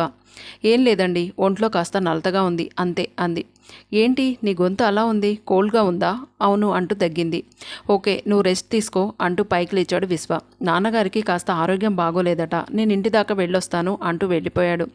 ఇషిత కూడా ఏమీ మాట్లాడలేదు. విశ్వ కారు తీసి సైలెంట్గా వెళ్ళిపోయాడు. ఏంటి ఇలా జరిగింది? తను అలాంటి అమ్మాయి కానే కాదు. అసలు ఏమై ఉంటుంది? ఆలోచనలతో బుర్ర బద్దలయ్యేలా ఉంది. అంతా రేపు తెలుసుకోవాలి అనుకున్నాడు. ఇంటికి వచ్చిన కొడుకుని చూసి ఆశ్చర్యపోయారు కృష్ణారావు గారు. ఏంట్రా ఈ సమయంలో ఇలా వచ్చావు అన్నారు. ఏం లేదు నాన్నగారు, ఇషితకు కాస్త ఫీవర్గా ఉంది, ఎందుకులే అని చెప్పి వచ్చేశాను అని చెప్పి లోపలికి వెళ్ళిపోయాడు. ఏమై ఉంటుంది అంటూ ఆశ్చర్యంగా అలాగే చూస్తూ ఉండిపోయారు కృష్ణారావు గారు. మంచంపై పడుకున్న విశ్వాకు అర్థం కాకుండా ఉంది. ఇషిత అసలు అలాంటి అమ్మాయి కాదు, నాకు బాగా తెలుసు. ఆమె ప్రవర్తనలో సుకుమారం, సున్నితత్వం, పసిపాప లాంటి మనసు. కానీ పల్స్ చూస్తే తను ప్రెగ్నెన్సీ అని తెలిసింది. నో, ఇషిత అసలు అటువంటిది కానే కాదు. మరెలా జరిగింది? ఎందుకు? ఏమైంది? నిద్ర పట్టక అలాగే కూర్చున్నాడు విశ్వ. ఎన్నో అందమైన ఊహలతో గదిలోకి అడుగుపెట్టాడు. పరిపూర్ణంగా ఆమె మనసులో మొత్తం తానే ఉన్నాడు అని అనడంలో అసలు సందేహమే లేదు. కానీ ఒక డాక్టర్గా ఆమె ప్రెగ్నెంట్ అని తను అనుకున్నది నిజమే. కానీ ఇది ఎలా సాధ్యం? ఆలోచనలతో సతమతమైపోతున్నాడు. ఇషితను పరీక్ష చేసిన మరు నిమిషం కూడా అక్కడ నిలవలేకపోయాడు. కనీసం ఆమె ముఖం వైపు కూడా చూడాలనిపించలేదు అతనికి. అసలు వెళ్ళిపోతున్నాను అని చెప్పినా కూడా తన వైపు తల తిప్పి కూడా చూడలేదు. నాన్నగారికి ఇబ్బందిగా ఉంది అని చెప్పి వచ్చాను, అయినా కూడా ఏం మాట్లాడలేదు అంటే అర్థం ఏంటి? ఇషితకు వేరే సమస్యలు ఏమైనా ఉన్నాయా? ఒక డాక్టర్గా తన సమస్యలను తీర్చగలను. రేపు తప్పకుండా తన దగ్గరకు వెళ్ళి అసలు విషయం ఏంటో తెలుసుకోవాలి అనుకున్నాడు. తెల్లారింది. ఇషిత రూమ్ నుంచి బయటకు రాలేదు. విశ్వ కారు కూడా లేదు. అది గమనించిన ప్రియాంక ఇషిత రూమ్లోకి వెళ్ళింది. ఏంటి ఇలా పడుకుంది? ఎప్పుడూ ఇలా పడుకోదు కదా, ఇలాంటి సిల్క్ నైటీలు అస్సలు వాడదు ఇషిత అనుకుంటూ నిద్రలేపింది. నాన్సెన్స్, నిద్ర లేపొద్దు అని ఎన్నిసార్లు చెప్పాలి అంటూ పెద్ద బొంగురు గొంతేసుకొని అరిచింది. ఒక్కసారిగా భయంతో వెనక్కి జరిగిపోయింది ప్రియాంక. అంతలోనే తేరుకొని ఇషిత అంది గట్టిగా. ఆశ్చర్యంగా అమ్మా అంటూ లేచి కూర్చుంది ఇషిత. ఏంటి నీ మాట అలా ఉంది, ఎందుకు అలా మాట్లాడుతున్నావు అంటూ అలాగే చూస్తుంది కూతురి వైపు. ఈ డ్రెస్ ఏంటి, నీ అవతారం ఏంటి, అసలు నీ మాట తీరేంటి, ఎందుకు అలా ఉన్నావు అంటూ కంగారుగా ప్రశ్నల వర్షం కురిపించింది ప్రియాంక. ఇంతలో గది క్లీన్ చేయడానికి లోపలికి వచ్చింది పని మనిషి రంగి. ఇషిత ఆమె వైపు చూసింది. ప్రియాంక అడుగుతున్న ప్రశ్నలకు అదో మాదిరిగా మాట్లాడుతున్న ఇషిత వైపు భయంగా చూసింది ఆ పని మనిషి రంగి. అయ్య బాబోయ్, అమ్మాయి గారికి దెయ్యం పట్టింది. ఈ ప్రియాంక అమ్మగారికి ఏమీ తెలియవు. అమ్మగారు ఓ పాలి బయటకు వస్తారా అని అడిగింది రంగి. అసలే అయోమయంగా ఉన్న ప్రియాంక కాస్త ఆగు అంటూ ఇషిత వైపు చూసి, విశ్వ ఎక్కడా, ఎప్పుడు వెళ్ళారు, అసలు ఏ కార్యక్రమం జరిగినట్లు లేదే, టేబుల్ పైన ఉన్న తాగని పాల గ్లాస్ కూడా అలాగే ఉంది. సంథింగ్ ఈజ్ రాంగ్, ఏదో జరిగింది అనుకుంది ప్రియాంక. అయోమయంగానే బయటకు వెళ్ళింది. ఆలోచిస్తున్న ప్రియాంక వైపు చూసిన శివ, ఏంటి అలా ఉన్నావు అని అడిగారు. ఏంటోనండి, ఇషితలా లేదు, సడన్గా మాట తీరు, మనిషి తీరు అన్నీ మారిపోయాయి అని ఆశ్చర్యంగా భర్త వైపు చూసింది ప్రియాంక. అమ్మగారు, మీ పెద్ద పెద్ద ఇళ్లలో ఇటువంటివి మీకు కొత్తగాని మా ఊర్లలో మాకు ఇలాంటివి అలవాటేనండి అంది రంగి. ఏంటి నువ్వనేది రంగి అంది ప్రియాంక. అవునమ్మగారు, ఇవి దెయ్యం పట్టిన వేషాలమ్మా. ఉన్నట్టుండి ఇలా దెయ్యం పట్టిన వాళ్ళే ఇలా వింతగా ప్రవర్తిస్తారు. వారి రూపులో ఏ మార్పు ఉండదు, కానీ వారి మాట, నడక తీరు అన్నీ మారిపోతాయమ్మా. ఈ మధ్యనే నా మేనకోడలు కూడా దెయ్యం పట్టింది. వదిలించేసరికి మా తల ప్రాణం తోక్కొచ్చింది. 25,000 తీసుకొని వదిలించాడు ఆ మంత్రగాడు అని చెప్పింది రంగి. రంగి మాటలు చిరాగ్గా అనిపించాయి ప్రియాంకకు. సరే, నువ్వు పని చూసుకోపో అంది ప్రియాంక. కూతురు గదిలోకి వెళ్ళాడు శివ. కొరకొర కళ్ళు నిప్పు కణుకుల్లా పెట్టి చూసింది తండ్రి వైపు ఇషిత. తన మెడలో డైమండ్ నెక్లెస్ కనిపించింది. పోయింది అనుకున్న డైమండ్ సెట్ ఇషిత ఒంటి మీదే ఉందిగా అనుకున్నాడు శివ. ఏంటి, ఎందుకు అలా చూస్తున్నావు ఇషిత, నీ ఆరోగ్యం బాగోలేదా అని అడిగాడు శివ. నాకు బాగానే ఉంది అంటూ ముఖం ఒక పక్కకు తిప్పుకొని కోపంగా అంది. చాలా చిత్రంగా అనిపించింది శివకి. తనంటే పంచప్రాణాలు అయినా తన కూతురు తనతో ఎప్పుడూ ఇలా ప్రవర్తించలేదు. కానీ ఈరోజేంటి ఇలా విచిత్రంగా ప్రవర్తిస్తుంది అని బయటకు వెళ్ళి విశ్వాకి ఫోన్ చేశారు. పరిస్థితి చెప్పారు శివ, ప్రియాంక. దుఃఖం ఆగడం లేదు వారిద్దరికీ. బాధపడకండి, నేను వస్తున్నాను అని చెప్పాడు విశ్వ. ఇంతలో రెడీ అయ్యి బయటకు వచ్చింది ఇషిత. కార్ కీస్ తీసుకొని అక్కడే నిలబడి ఉన్న విశ్వ వైపు కనీసం తల తిప్పి కూడా చూడకుండా కేర్లెస్గా వెళ్ళిపోయింది. ఇషిత అని పిలిచాడు విశ్వ. ఏంటి అంటూ కళ్ళెగరేసింది ఇషిత. అలాగే గమనిస్తున్నాడు ఇషితని. అదే రూపు, కానీ చూపు మాత్రం తనది కాదు. తను ఖచ్చితంగా ఇషిత కాదు. ఈ అమ్మాయి ఎవరసలు? కారు తీసుకొని వెళ్ళిపోయింది ఇషిత. విస్తుపోయి అలా చూస్తూ నిలబడిపోయారు ముగ్గురు. ఇంతలో గౌతమ్ వచ్చాడు. Hi Shiva, hi Priyanka. Sorry, పెళ్ళికి రాలేకపోయాను కదా, ఒకసారి పలకరించి వెళ్దామని వచ్చాను అంటూ నవ్వుతూ చెప్తున్నాడు గౌతమ్. ఇషిత భర్త అంటూ విశ్వ వైపు చూసి అడిగాడు గౌతమ్. అవునని చెప్పారు శివ. అవును, ఇషిత ఒక్కతే ఎందుకు అలా వెళ్ళిపోతుంది? నన్ను చూసి కూడా చూడనట్టు వెళ్ళిపోయింది. నాకు ఆశ్చర్యం కలిగింది. ఏంటి, నేను రాలేదని అలిగిందా ఏంటి కొత్త పెళ్లి కూతురు అంటూ నవ్వాడు గౌతమ్. అందరూ కూర్చున్నారు. అందరికీ కాఫీలు తెచ్చి ఇచ్చింది పని మనిషి. తాగుతూ శివ జరిగింది చెప్పాడు. ప్రియాంక కూడా తను చూసిందంతా చెప్పింది. అవన్నీ వింటున్న రంగి, ఈ పెద్దవాళ్ళకి మనమేటి చెప్పలేమో, దెయ్యం పట్టింది అంటే వినిపించుకోరాయే. కారేసుకొని పొలోమని పోయింది ఆ దెయ్యం. ఎక్కడికి తీసుకుపోతోందో ఏంటో చిన్నమ్మాయి గారిని అంటూ ఏమీ అనలేక లోపల బాధపడిపోయింది రంగి. ఆశ్చర్యంగా వింటున్నాడు గౌతమ్. నన్ను చూస్తే ఎంతో ఇష్టంగా పలకరించే ఇషిత అలా చూడకుండా వెళ్ళిపోవడమే నాకు ఆశ్చర్యం కలిగించింది. ఒకవేళ నేను పెళ్ళికి రాలేదని అలిగిందేమో అనుకున్నా. డైమండ్ సెట్ పోయింది అన్నప్పుడు ఇషితకు ఏమీ తెలియదు అనడం, మళ్ళీ ఇప్పుడు ఆమె మెడలోనే ఆ సెట్ కనిపించడం కూడా చెప్పారు శివ, ప్రియాంక. అది కూడా మరింత విచిత్రంగా అనిపించింది గౌతమ్కి. సంథింగ్ రాంగ్, ఏదో జరిగింది అని ఆలోచిస్తున్నాడు గౌతమ్. విశ్వ, నీకు ఇషితలో ఏమైనా తేడా తెలుస్తుందా అన్నారు గౌతమ్. అవును అని రాత్రి జరిగిన సంఘటనలన్నీ చెప్పాడు విశ్వ. వాట్, తను ప్రెగ్నెంటా అంటూ ఆశ్చర్యపోయాడు గౌతమ్. నా కూతురు అలాంటిది కాదు అన్నాడు శివ. ప్రియాంక షాక్లో ఉండిపోయింది. కాసేపటికి తేరుకొని ఏడుస్తుంది. ఊరుకో ప్రియాంక, అసలు ఏం జరిగిందో తెలుసుకుందాం అన్నాడు శివ. నా విషయంలోనే ఎందుకు ఇలా జరుగుతుందో అర్థం కావడం లేదు నాకు. ఆ సంఘటన జరిగిన తర్వాత మళ్ళీ ఇన్ని సంవత్సరాలకు ఇలాంటి సమస్య వచ్చి పడింది అంటూ ఏడుస్తుంది ప్రియాంక. ఉన్నట్టుండి నా కూతురికి ఏమైంది? అంత మృదు స్వభావి ఒక్కసారిగా ఇలా ఎలా మారిపోయింది అంది ప్రియాంక. శివ కళ్ళు తుడుచుకుంటూ ఊరుకో ప్రియాంక అంటూ ఓదార్చాడు. మీ విషయంలో మళ్ళీ ఇలా జరిగింది అంటే పాత వాళ్లే ఇందులో పాత్రధారులు అవుతారు ఖచ్చితంగా అన్నాడు గౌతమ్. ఆ వీరేంద్ర మీదే నాకు అనుమానంగా ఉంది. అలా అంటావేంటి గౌతమ్? ఉన్నట్టుండి నా కూతురు మారిపోయింది ఏమిటా అని బాధపడుతుంటే అంది ప్రియాంక. అతనొక పిరికివాడు. ఆ వీరేంద్ర వల్ల మళ్ళీ సమస్య వస్తుంది అంటావా అన్నాడు శివ. అలాంటి చేతకాని వాళ్ళ ఆలోచనలు విపరీతంగా ఉంటాయి. ఊహించని ప్రయత్నాలు చేస్తూ ఉంటారు. వాడికప్పుడు బాగా స్ట్రాంగ్ డోస్ ఇద్దామని కూడా ఎందుకులే అని వదిలేశాను. అదే తప్పైందేమో అనిపిస్తుంది నాకిప్పుడు అన్నాడు గౌతమ్. విశ్వ మాట్లాడుతూ, నాకెందుకో మనిషి అలా ఉన్నా కానీ ఇషిత చూపులు అసలు కాదు అన్నాడు. ఆశ్చర్యంగా చూస్తూ ఉన్నాడు గౌతమ్. శివగారు కూడా అలాగే అన్నారు. అవును, నా వైపు చూసినప్పుడు ఆ చూపుల్లో ఏదో కక్షతో చూస్తున్నట్లుగా ఉన్నాయి అన్నాడు శివ. అయితే ఏదో పెద్ద కథే ఉంది అన్నాడు గౌతమ్.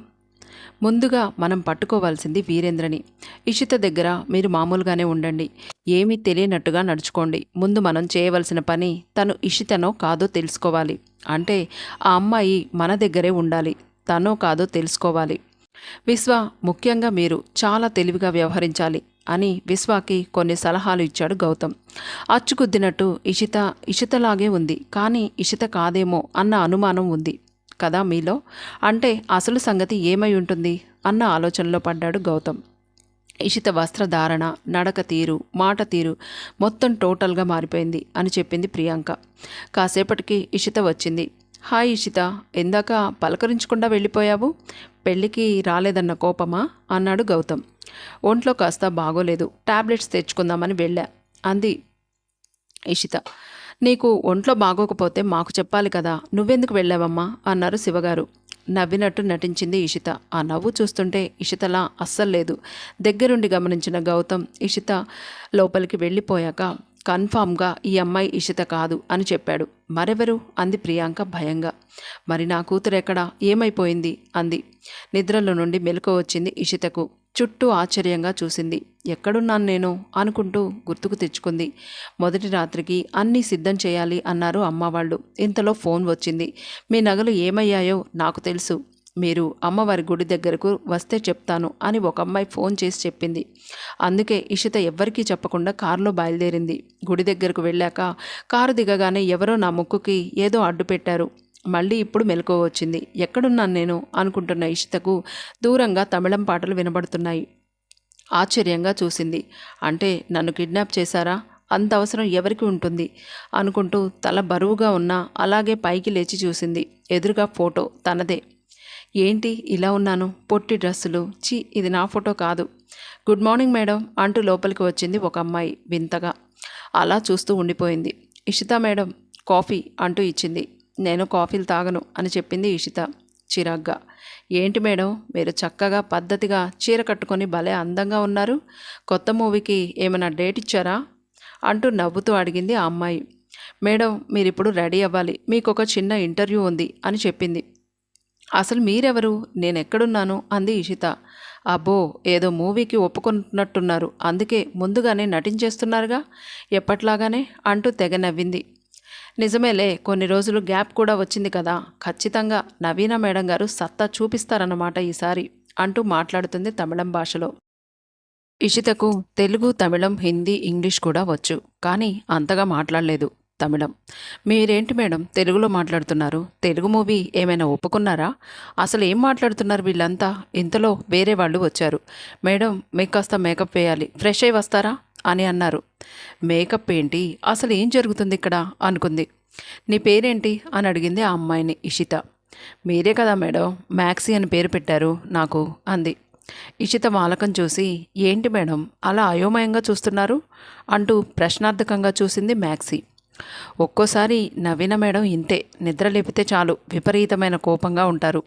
షూటింగ్ ఏదైనా ఒప్పుకుంటే పాత్రలోకి వెళ్ళిపోయి మనుషుల్ని బోల్తా కొట్టించేస్తారు. నవీన మేడం మీ సంగతి నాకు తెలీదా అంటూ నవ్వింది మ్యాక్సీ. మేడం మీరు తొందరగా ఫ్రెష్ అయి వస్తే మేకప్ వేయాలి అన్నారు ఆ వచ్చిన వాళ్ళు. మ్యాక్సీ వాళ్ళంతా ఎవరు అంది ఇషిత. మాట సౌమ్యంగా, మనిషి సుకుమారంగా, నిజంగా వేరుగానే కనబడుతుంది మ్యాక్సీకి. కానీ యాక్షన్లో నెంబర్ 1 స్టార్ నవీన మేడం. ఆమెను మనం నమ్మకూడదు, కాసేపటి తర్వాత నమ్మేశావా అంటూ ఎగతాళి చేసేస్తారు. నాకెందుకు బాబు, నేను నమ్మనంటే నమ్మను అని గట్టిగా అనుకుంది మ్యాక్సీ. తమిళ భాష బాగా అలవాటైపోతుందని మ్యాక్సీని తెలుగులోనే మాట్లాడు అంటూ ఉంటుంది నవీన మేడం. అందుకే వచ్చి నన్ను తెలుగు మాట్లాడవలసి వస్తుంది అనుకుంది మ్యాక్సీ. ఎవరో ఏదో పెద్ద ప్లాన్తోనే నన్ను ఇక్కడికి తీసుకొచ్చారు. విశ్వ, నేను మీకు దూరం అయిపోయాను, మిమ్మల్ని చేరుకోవాలనుకున్న నేను ఇలా దూరంగా విసిరివేయబడ్డాను అనుకుంటూ బాధపడుతుంది. ఇంతలో ఎవరో పెద్ద ఆయన వచ్చారు. అందరూ బయటకు వెళ్ళండి అంటూ అరిచాడు. మ్యాక్సీని కూడా కేకలు వేశాడు. అసలు డోర్ ఎవరు తీశారు అన్నాడు. నా దగ్గర ఇంకో కీ ఉంది కదా అంకుల్, నవీన మేడం పడుకున్నప్పుడు అది తీసుకొచ్చి వచ్చి నేను నిద్ర లేపుతూ ఉంటా కదా, అలాగే లేపాను అంది. తప్పైంది అన్నట్లుగా నిలబడింది. ఓకే ఇక బయటికి వెళ్ళండి, తాళం వేసాయి అంటూ పెద్దగా అరిచాడు. ఆ గొంతు ఎక్కడో విన్నట్టుగా అనిపించింది ఇషితకు. ఏంటో ఈ పెద్దవాళ్ళ విషయాలు మనకెందుకులే అనుకొని అక్కడే నిలబడి ఉన్న పనమ్మాయి లోపలికి వెళ్ళిపోయింది. ఫోన్ వచ్చింది. లిఫ్ట్ చేశాడు. సారీ నవీన, రాత్రి కాస్త మందు ఎక్కువైపోయింది, అందువల్లే చిన్న పొరపాటు, సారీ తప్పైపోయింది, మళ్ళీ ఇంకెప్పుడు ఆ పొరపాటు చేయను అంటూ పెట్టేశాడు ఫోన్. సరిత అంటూ పిలిచాడు. మీరు వీరేంద్ర అంకుల్ కదూ అంది కోపంగా ఇషిత. అవును అన్నాడు కేర్లెస్గా వీరేంద్ర. నన్నెందుకు ఇక్కడికి తీసుకొచ్చారు అంటూ గట్టిగా అరిచింది ఇషిత. ఎక్కువగా మాట్లాడుకున్న బంగారు తల్లి, మీ మీదే నా ప్రేమంతా అంటూ ఇషిత దగ్గరకు వచ్చి తన తలపై చేయి పెట్టి అన్నాడు వీరేంద్ర. నాకు ముందు ఈ సంగతి చెప్పండి అంకుల్, నన్నెందుకు ఇక్కడికి తీసుకొచ్చారు? నేను మీ నాన్నని అన్న విషయం నీకు తెలీదా అన్నాడు వీరేంద్ర కోపంగా. నాకు మీ సంగతి బాగా తెలుసు, మీరు ఎలా నాకు నాన్న అవుతారు? నేను అలా పిలవనంటే పిలవను అని గట్టిగా చెప్పింది ఇషిత. ఇంతలో సరిత లోపలికి వచ్చింది. సరిత, ఈ అమ్మాయిని బయటకు వెళ్ళనివ్వకుండా జాగ్రత్తగా చూసుకో, ఫోన్ ఏమీ ఇవ్వొద్దు, కడుపు నిండా భోజనం పెట్టు, ఏది ఇష్టమైతే అది పెట్టు. తను నా కూతురు, నీకు తెలుసుగా అని వికటంగా నవ్వాడు వీరేంద్ర. సరిత ఒక రకంగా చూసి ఇషితను లోపలికి తీసుకుని వెళ్ళి తలుపు వేసింది. ఇషితను లోపల ఉంచిన ఆ 2 గదులు చాలా రిచ్గా ఉన్నాయి. కాస్ట్లీ బట్టలు, స్నానాల గదితో సహా అన్నీ లగ్జరీగా ఉన్నాయి. అక్కడే ఒక చిన్న డైనింగ్ టేబుల్, దానిపై తినుబండారాలు, ఫ్రిడ్జ్, ఏసీ, టీవీ, ఒక్కటేమిటి సకల సౌకర్యాలు ఉన్నాయి. కానీ ఫోన్ మాత్రం ఎక్కడా లేదు. నేను ఇక్కడే ఉన్నాను అని ఎలా తెలుస్తుంది అమ్మా నాన్నలకు? వాళ్ళు అల్లాడిపోతూ ఉంటారు నా కోసం అంటూ తల గోడకు ఆనించి కూర్చొని ఏడుస్తూ ఉంది ఇషిత.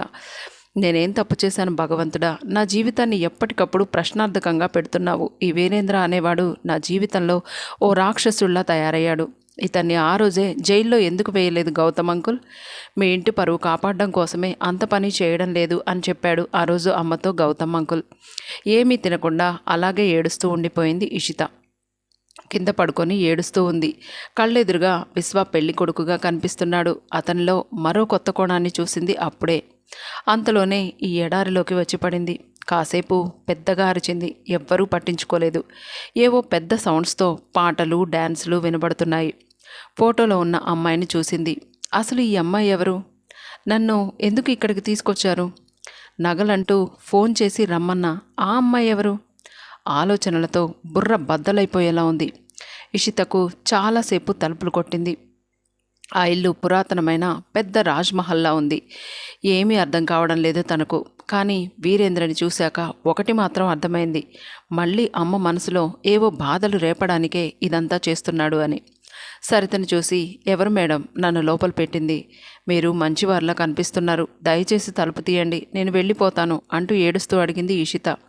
తను కట్టుకున్న చీర విశ్వ కొనిచ్చాడు. చేతి నిండా గాజులు వేసుకుంటే విశ్వాకి ఎంత ఇష్టమో అని అనుకుంటూ తన చేతులను చూసుకుంది. కాళ్ల పారాని కూడా ఆరలేదు. గోరింటాకుతో ఎర్రగా పండిన చేతులు, చెంపపై పెట్టిన బుగ్గ చుక్క కూడా పోలేదు.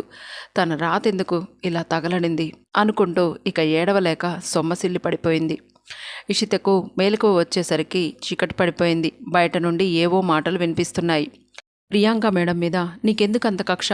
ఒక బిడ్డను పురిట్లోనే దూరం చేశావు. మరో బిడ్డకు పెళ్లి చేసుకొని ఆమె మురిసిపోతుంటే తీసుకొచ్చేస్తావా? నువ్వసలు మనిషివేనా అంటూ వీరేంద్ర కాలర్ పట్టుకొని అడుగుతుంది ఆమె. నువ్వు చేసిన పాపంలో నాకు వాటా ఉండడం వల్ల నాకు పిల్లలు కూడా పుట్టలేదు. జీవితాంతం సిస్టర్గా బ్రతకాలి అనుకున్న నా బ్రతుకును నాశనం చేశావు. బిడ్డను తీసుకొని దూరంగా పొమ్మన్నావు. అలాగే పోయాను. మరలా బిడ్డను తెచ్చి ప్రియాంక మేడం గారికి ఇవ్వడానికి నాకు ధైర్యం చాలేదు. తర్వాత మళ్ళీ నా వద్దకు చేరావు. ఒక గొప్ప కుటుంబంలోని బిడ్డను తెచ్చి 10 మంది చూసే ఆట బొమ్మను చేశావు. ఆ అమ్మాయి మనసులో విషం నూరిపోశావు. అసలు ఏం నాటకం ఆడుతున్నావు నువ్వు? నవీన ఎక్కడికి వెళ్ళింది? ఏం జరుగుతుంది అంటూ పెద్దగా అరుస్తోంది సరిత. అవన్నీ విన్న ఇషితకు కొంత అర్థమైంది. అంటే నవీన ఎవరో కాదు, నాకన్నా ముందు పుట్టిన నా అక్కన్నమాట. నిజంగా ఎంత దుర్మార్గుడు ఈ వీరేంద్ర! అమ్మ మీద పగతో మా అక్క చెల్లెళ్లను పుట్టుకలోనే విడదీశాడు. ఇప్పుడు పెరిగాక మళ్ళీ విడదీశాడు వేరొక రకంగా. తిండి తినకుండా చచ్చిపోవాలి అనిపించింది కాసేపు. లేదు, ఈ వీరేంద్రకి సరైన గుణపాఠం నేర్పాలి అంటూ పైకి లేచి అక్కడున్న ఫ్రూట్ జ్యూస్ తాగింది. స్నానం చేసి అక్కడున్న బట్టలు మార్చుకుంది. అద్దంలో చూసుకుంది. అలాంటి బట్టలు తనెప్పుడూ వేయలేదు. భగవంతుడా, ఏమిటి నాకు ఈ పరీక్ష? విశ్వాని నేను కలవాలి, నా తల్లిదండ్రుల్ని నేను చూసుకోవాలి అని నిర్ణయించుకున్న ఇషిత ధైర్యంగా ఉంది ఇప్పుడు. ఇంతలో తలుపు తీసింది సరిత. భోజనం తెచ్చి లోపల పెట్టింది. భోజనం చేయమ్మా అని చెప్పి వెళ్తున్న ఆమెను అమ్మ అంటూ పలకరించింది ఇషిత.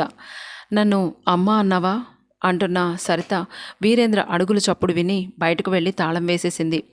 ఇషిత గదిలోకి, ఇక నువ్వు వెళ్లాల్సిన అవసరం లేదు, ఆ పనికి వేరే మనిషిని పెట్టాను, ఇక నువ్వు వెళ్ళిపోవచ్చు అని గట్టిగా చెప్తున్నాడు వీరేంద్ర. అంటే సరిత మేడం మంచిదే, ఈ వీరేంద్రే ఆమె జీవితంతో ఆడుకుంటున్నట్టున్నాడు అని అర్థమైంది ఇషితకు. పెళ్ళయి నూతన వధువుగా భర్త పక్కన ఆనందంగా ఉండాల్సిన నేను ఇలా ఒంటరిగా, భగవంతుడా ఏమిటి పరీక్ష? ఎందుకు ఇలా చేస్తున్నావు? అమ్మకు విపరీతమైన భక్తి కదా నీ పట్ల. నాన్న చాలా మంచి మానవతావాది, అటువంటి వారికి ఎందుకు ఇన్ని కష్టాలు పెడుతున్నావు అనుకుంటూ బాధపడుతున్న ఇషిత కళ్ళు ఎదురుగా ఉన్న ర్యాక్లో డైరీ మీద పడ్డాయి. పక్కనే పాటల క్యాసెట్లు ఉన్నాయి. షోకేస్లో ఒక లాక్ ముందుకు జరిగింది. అందులో భోజనం, ఇంకా తనకు కావలసినవన్నీ లోపలికొచ్చాయి. వెంటనే షోకేస్ అల్మారా డోర్ క్లోజ్ అయిపోయింది. బయట నుండి భోజనం అల్మారాలో పెట్టి స్విచ్ నొక్కితే అది లోపలికి వచ్చేస్తుంది. అసలు ఎంత టెక్నాలజీతో కట్టించాడు ఈ ఇల్లు అంటూ ఆశ్చర్యపోయింది ఇషిత. కాసేపు అయ్యాక భోజనం చేసింది. వీళ్ళు తనకు ఏమీ హాని చేయరు అన్నది మాత్రం అర్థమయ్యింది. ముద్ద నోట్లో పెట్టుకుంటుంటే తల్లిదండ్రులే గుర్తొస్తున్నారు. ఎంత బాధపడిపోతున్నారో, విశ్వ తన గురించి ఏమనుకుంటున్నారో అని ఆలోచిస్తూ భోజనం తిని పక్కన పెట్టేసింది.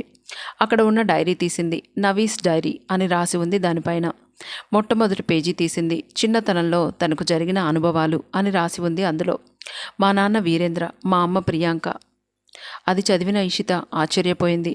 మా అమ్మ నాన్న ప్రేమించుకున్నారట, పెళ్లి కాకుండానే తొందరపడ్డారట. అప్పుడే నేను మా చెల్లి కడుపులో పడ్డామట. శివ ఒక అనాథ. అమ్మ ఆస్తిని చూసి వల్లో వేసుకొని పెళ్లి చేసుకున్నాడట. పాపం నాన్న వీరేంద్ర అక్కడే ఉంటూ బిజినెస్ బాధ్యతలన్నీ జాగ్రత్తగా చూసుకునేవారట. డెలివరీ అయిన అమ్మకు మొదటగా నేను పుట్టాను. తన బిడ్డ కాని నన్ను పెంచడం ఇష్టం లేని శివ హాస్పిటల్లో ఉన్న సరిత అనే సిస్టర్కి ఇచ్చి పంపించేశాడట. విచిత్రంగా మళ్ళీ అమ్మకు ఇంకో పాప పుట్టింది. తను నా చెల్లెలు. కానీ ఆ సమయంలో తాతగారు అక్కడే ఉండేసరికి తప్పనిసరిగా బిడ్డను పెంచవలసి వచ్చింది శివకి. అది కూడా 3 నాళ్ళ ముచ్చట అయ్యిందట. శివ తను చచ్చిపోయాను అని ఓ నాటకం ఆడారట. ఆ వార్త విని తాతగారు అమ్మకు తోడు లేదని నాన్న వీరేంద్రను పెళ్లి చేసుకోమని బ్రతిమిలాడితే నాన్న అమ్మను పెళ్లి చేసుకున్నారట. అంతటి త్యాగమూర్తి మా నాన్న. ఇషితకు 10 ఏళ్ళు వచ్చేదాకా బాగానే ఉన్నారట. తర్వాత ఇషిత కనపడకుండా చేశారట శివ. మళ్ళీ బ్రతుకున్నానంటూ వచ్చి నన్ను స్వీకరిస్తే తప్ప ఇషితను నీ దగ్గరకు తీసుకురాను అని బెదిరించి అమ్మ జీవితంలోకి వచ్చి ఎంతో ప్రేమగా చూసుకుంటున్న నాన్నను మళ్ళీ బయటకు తరిమేశారట. అమ్మ మీద ప్రేమతో, చెల్లి మీద ప్రేమతో ఇషితను ఏం చేస్తారో అన్న భయంతో నాన్న వీరేంద్ర నాకు కూడా దూరంగా ఉన్నారట. పాపం, ఇదెక్కడి న్యాయం? నాన్న ఎంత అమాయకుడైతే మాత్రం ఆ శివ వాళ్ళ జీవితాలతో ఆడుకోవడం ధర్మమేనా? ఆ విషయం నాకు ఈ మధ్యనే తెలిసింది. నా చిన్నతనంలో సరితా సిస్టర్ తల్లిలా మారి నన్ను ప్రేమగా పెంచింది. అప్పట్లో మా ఇంటి పక్కన ఉన్న టీవీలో పనిచేసే ఒక అతను టీవీ సీరియల్లో నన్ను మొట్టమొదటిగా పరిచయం చేశాడు. అది ఒక తమిళ సీరియల్. ఆ సీరియల్ బాగా హిట్ అవ్వడంతో అమ్మను నన్ను చెన్నై తీసుకెళ్ళిపోయారు. చెన్నై వచ్చాక మొదటగా టీవీ సీరియల్స్లో నటిస్తూ ఉన్నాను. స్కూల్కి వెళ్ళి చదువుకుంటూ ఉండేదాన్ని. తెలుగు సరిత అమ్మ నేర్పించింది ఇంటి దగ్గర. ఇక అక్కడి నుండి చదువుతున్న స్టోరీ మొత్తం కళ్ళ ముందు కనిపించింది ఇషితకు. నవీన గతం. సరిత సిస్టర్ను అమ్మ అని పిలిచేది నవీన. చెన్నైలో ఒక ఇల్లు చూసుకొని వెళ్ళారు.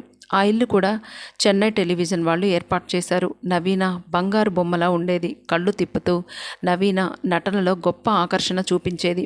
దాదాపు అప్పట్లో ఉన్న ప్రతి సీరియల్లో కూడా నవీన నటించేది. ఆర్థికంగా ఇబ్బందులు లేకుండా పోయింది సరితకు. నటన మీద చక్కగా దృష్టి పెట్టేది నవీన.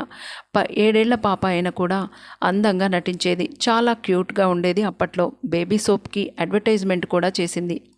అలా ఒక పేరు పొందిన డైరెక్టర్ ముందుగా సినిమాల్లో రంగప్రవేశం చేయించాడు నవీనతో. నవీన ఏ మాటైనా ముఖం మీద కొట్టినట్లు మాట్లాడుతుంది. అసలు ఎవరికీ దడవదు. ఆ డేరింగ్ బాగా నచ్చేది అందరికీ. సినిమా అవకాశాలు ఇంటి ముందు క్యూ కట్టాయి. చూస్తుండగానే నవీనకు 10 ఏళ్లు దాటేసరికి ఒక నిర్మాత సహాయంతో ఇల్లు, పొలము కొనుక్కున్నారు. నవీనకు 11 ఏళ్ళు వచ్చి పెద్దది కూడా అయ్యింది. ఎవరికీ చెప్పలేదు సరిత ఆ విషయం. ఒక రకంగా సినిమా ఫీల్డ్ అంటేనే చాలా భయంగా ఉండేది సరితకు.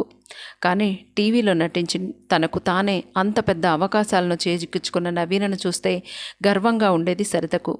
చాలా జాగ్రత్తగా ఉండాలి నవీన. నటన అంటే కేవలం నటన మాత్రమే, ఎవ్వరినీ నమ్మకూడదు అంటూ తనే భోజనం కూడా తీసుకొని వచ్చేది. ఎప్పుడూ నవీన వెంటే ఉండేది సరిత. ఆమె నేర్పిన ప్రవర్తనతో చాలా స్ట్రిక్ట్గా ఉండేది నవీన. 11వ సంవత్సరం రావడమే వీరేంద్ర వచ్చాడు ఏడుస్తూ. అందరూ నన్ను మోసం చేశారు అంటూ తెగ బాధపడిపోయాడు. ఏడవడం మొదలుపెట్టాడు. అన్నీ వింటున్న నవీన ఎవరమ్మా ఆయన అని అడిగింది. తన తండ్రిని అంటూ గొప్పగా చెప్పుకున్నాడు రవీంద్ర. పాపం ఏమీ తెలియని నవీన నమ్మినట్లుంది అనుకుంది ఇషిత. 14వ సంవత్సరంలో హీరోయిన్గా మొట్టమొదటిసారిగా అవకాశం పొందింది నవీన. అప్పటి నుంచి వీరేంద్రనే కాపలాగా ఉండేవాడు నవీనకి. వెర్రి వేషాలు వేయాలి అనుకునే వాళ్ళందరికీ నడ్డి విరిగొట్టినట్లు ఉండేది నవీన. వీరేంద్ర మాటలకు, చేష్టలకు తాగుడలవాటు, అమ్మాయిల పిచ్చి ఉన్న వీరేంద్రని తొందరగానే బుట్టలో పెట్టి పక్కన పెట్టేశారు సినిమా ప్రపంచం వాళ్ళు. సరితలాగా ధైర్యంగా మాట్లాడడం, వీరేంద్రలాగా అతి తెలివిని ప్రదర్శించడం బాగా నేర్చుకుంది నవీన. అప్పటికే తన తండ్రిని అని చెప్పాడు. కానీ జరిగిన స్టోరీ మొత్తం తనకు అనుకూలంగా మార్చుకొని చెప్పాడు నవీనకు. అదే నిజం అనుకుంది నవీన. తొందరపాటు, విపరీతమైన కోపం, అంతలోనే జాలి, ప్రేమ లక్షణాలు అని తెలుస్తుంది ఆ డైరీ చదువుతుంటే. తర్వాత మళ్ళీ డైరీ చదవడం మొదలుపెట్టింది ఈషిత. నవీస్ సినిమా విషయాలు. పెద్ద వయసు లేకుండా నవీనను హీరోయిన్ను చేసిన సినిమా ప్రపంచంలో తను చాలా కష్టాలే పడింది. తెలిసి తెలియని వయసులోనే కొన్ని విపరీత దృశ్యాలు చూడవలసి వచ్చేది నవీనకు. విపరీతమైన ప్రేమను ఒలకబోస్తూ ఒళ్ళంతా తడిమేవాళ్ళు కొందరు పెద్దలు.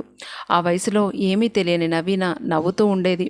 అంతలోనే సరిత చెప్పిన విషయాలు గుర్తుకు వచ్చి, ఇలా ఎక్కడంటే అక్కడ చేతులు వేస్తే ఊరుకోకూడదని అమ్మ చెప్పింది కదా అనుకొని అంతా డైరెక్ట్గానే మాట్లాడేది, భయం లేకుండా. డైరెక్టర్ గారు, ఈ అంకుల్ నన్ను ముట్టుకుంటూ ఇబ్బంది పెడుతున్నారు అని మొహం మీదే చెప్పేసేది. అంతమందిలో నవీన అంత డైరెక్ట్గా మాట్లాడుతూ ఉండడం వల్ల కొంత భయంగానే ఉండేవాళ్ళు వారంతా. ఎంత చేసినా అవార్డులు అలాంటివి మాత్రం నవీనకు దక్కేవి కావు. ఎంతైనా ఆంధ్ర వాళ్ళు ఉంటే తెలియని ఈర్ష్య ఉండేది అక్కడి కొందరు జనాలకు. ఇలాంటి ద్వేషాలు ఎక్కడైనా ఉంటాయి, అది మామూలే. చిన్నప్పటి నుంచి ఎప్పటికప్పుడు తనని తాను సరిచేసుకుంటూ ఆకర్షణలకు లొంగకుండా సరిత చెప్పే మంచి మాటల వల్ల కొంత జ్ఞానంగానే ఉండేది నవీన. కాలం ఎప్పుడు ఒకేలా ఉండదు కదా. పెద్ద డైరెక్టర్ కొడుకు మాధవన్ నవీన వెంట పడేవాడు. 18 ఏళ్ళు వచ్చేసరికి అందంగా అయ్యింది నవీన. వయసు, అందం, ఆకర్షణ, చుట్టూ ఉన్న ప్రపంచం అంతా అందమైనదిగా అనిపించి తొలకరి వయసు నవీన అతని ప్రేమలో పడిపోయింది. గొప్ప గొప్ప వాళ్ళ మధ్య సైట్ కొనిపెట్టాడు మాధవన్. డబ్బు నవీనదే. కానీ అక్కడి నుండి నవీనకు పేరు, నటనలో అవార్డులు రావడం మొదలయ్యాయి. పెద్ద పెద్ద హీరోల పక్కన అవకాశాలు రావడం కూడా మొదలయ్యాయి. మాధవన్ లాంటివాడు తలుచుకుంటే లేనిదేముంటుంది? ఇక ఎదురేముంది? తన నటనతో వచ్చిన ప్రతి అవకాశాన్ని సద్వినియోగం చేసుకుంది. ఒక్కసారిగా పెద్ద పేరు తెచ్చుకుంది.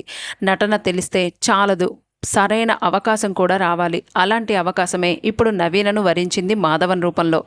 చక్కటి అందం, మంచి నటన, ప్రతి అభినయాన్ని అందంగా పలికించగలిగే చక్కటి కళ్ళు నవీన సొంతం. మాధవన్ చేసిన సహాయాలకు గొప్ప గొప్ప సినిమా అవకాశాలు క్యూ కట్టాయి. అలాగే గొప్పవాళ్ల మధ్య ఒక స్థానాన్ని కూడా సంపాదించుకుంది. అలా రోజులు గడుస్తున్నాయి. ఊటీలో ఒకసారి షూటింగ్ అంటూ వెళ్ళింది నవీన. మాధవన్ కూడా ఆమె వెంట వెళ్ళాడు. షూటింగ్ చేసినంతసేపు చేసినా తర్వాత సమయం అంతా మాధవన్తోనే గడిపేది.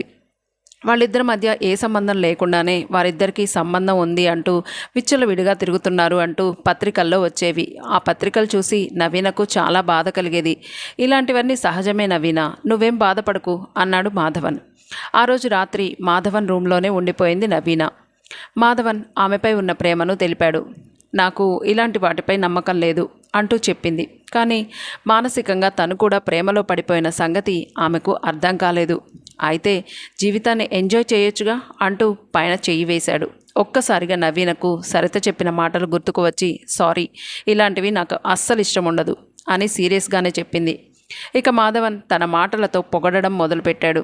అజంతా శిల్పానివి నువ్వు, కోహినూర్ డైమండ్ వెలుగువు నువ్వు, నీ చూపు తగిలితే చాలు ఈ జన్మకి అంటూ తమిళంలో కవితలు చెప్పడం మొదలుపెట్టాడు. అందంగా నవ్వింది నవీన. నిజానికి తను ఇంత స్థాయికి రావడానికి కారణం మాత్రం మాధవన్. అందుకే అతని విషయంలో మాత్రం ఆ మాటలకు ఎక్కువగా మైమర్చిపోతోంది. ఎక్కువగా మాధవన్ తండ్రి డైరెక్ట్ చేసే సినిమాల్లో హీరోయిన్ నవీననే ఉండేది.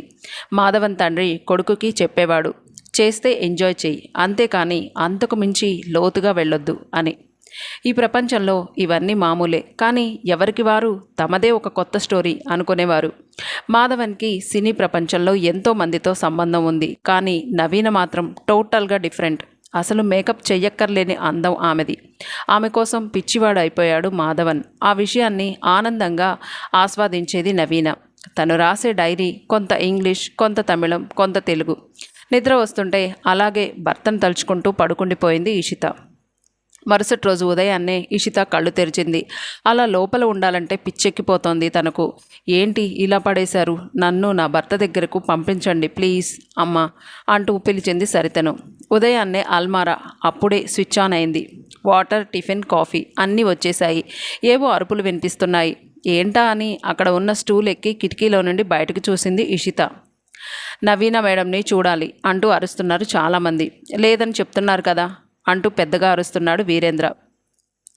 లేదు, నిన్న ఉదయం చూశామని చెప్తున్నారు. ఆమె షూటింగ్కి రావాల్సి ఉంది. షూటింగ్లో కూడా పాల్గొనలేదు ఆవిడ. ఎక్కడ ఉన్నారు? ఆవిడతో ఇంటర్వ్యూ తీసుకోవాలని వచ్చిన వారు మీరు వద్దని చెప్పేసరికి వెనక్కి తిరిగి వెళ్ళిపోయారట. ప్లీజ్ చెప్పండి, నవీన మేడం ఎక్కడికి వెళ్ళారు అంటూ ఆవిడ అభిమానులు గోలగోల చేస్తున్నారు. ఇంతలో ఎవరిదో పెద్ద కారు వచ్చి ఆగింది. ఇషిత మెల్లగా స్టూల్ దిగింది. ఏంటసలు ఈ పరిస్థితి? దీనంతటికీ కారణమైన ఈ వీరేంద్రని మామూలుగా వదలకూడదు. విషం ఉండదులే, ఏమీ చెయ్యదు అని పట్టుకున్న జలగను విడిపించుకోకపోతే ఒంట్లో ఉన్న రక్తం మొత్తం తాగేస్తుంది. అలా ఈ వీరేంద్ర కూడా సామాన్యమైనవాడు కాదు. ఎవరికి వారే పక్కన ఉంటూ మా ఫ్యామిలీని విడదీసి ఆటలాడుకుంటున్నారు. డాడీ గురించి తెలియదు వీడికి. ఆయనకు చిన్న మాట తెలిస్తే చాలు వీడి భరతం పడతారు అని తలుచుకోగానే కళ్ళ వెంట నీళ్లు వచ్చేశాయి. ఊహ తెలియకముందే నాన్నతో ఉన్న తర్వాత 9 సంవత్సరాలు నాన్నకు దూరమయ్యా. మళ్ళీ అందరూ ఆనందంగా ఉండే సమయానికి ఇంత ఘోరం చేశాడు. అక్కకు ఏమీ తెలియదు.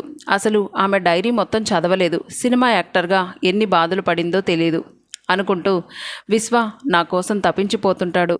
నాకెందుకో అక్క కానీ అక్కడికి వెళ్ళిందా ఏంటి? అచ్చు నాలాగే ఉంటుంది కాబట్టి వాళ్ళు గుర్తించలేకపోయారా? నా జీవితం ఇక్కడే ఈ గదిలోనే కడతేరిపోవలసిందేనా? విశ్వ అంటూ కన్నీరు మున్నీరయ్యింది. ఇంతలో హాల్లో మాటలు చిన్నగా వినపడుతున్నాయి. కళ్ళు తుడుచుకొని చెవి పెట్టి వినసాగింది. షూటింగ్ ఉంది కదా, ఏమైంది? నవీన ఎక్కడికి వెళ్ళింది? మధ్యలో ఇలా చేస్తే ఎలాగయ్యా వీరేంద్ర? నీ మట్టుకు నువ్వు హాయిగా తాగి తిని బొర్లుతున్నావు. ఇప్పుడు నా ప్రాణం మీదకొచ్చింది. తెచ్చావు కదా, ఒకే ఒక్క సీన్ చచ్చినట్లు పడి ఉంటే కాసేపు ఆ సీన్ అయిపోయేది కదా. సినిమా రిలీజ్కి వెళ్ళిపోయేది. అక్కడ హీరో వేరే సినిమాలు ఒప్పుకుంటున్నాడట. విదేశాల్లో షూటింగ్ ఉందట. అతని గోల నా ప్రాణం మీదకు తెచ్చావు కదయ్యా అంటూ గోల పెడుతున్నాడు ఒక పెద్ద మనిషి.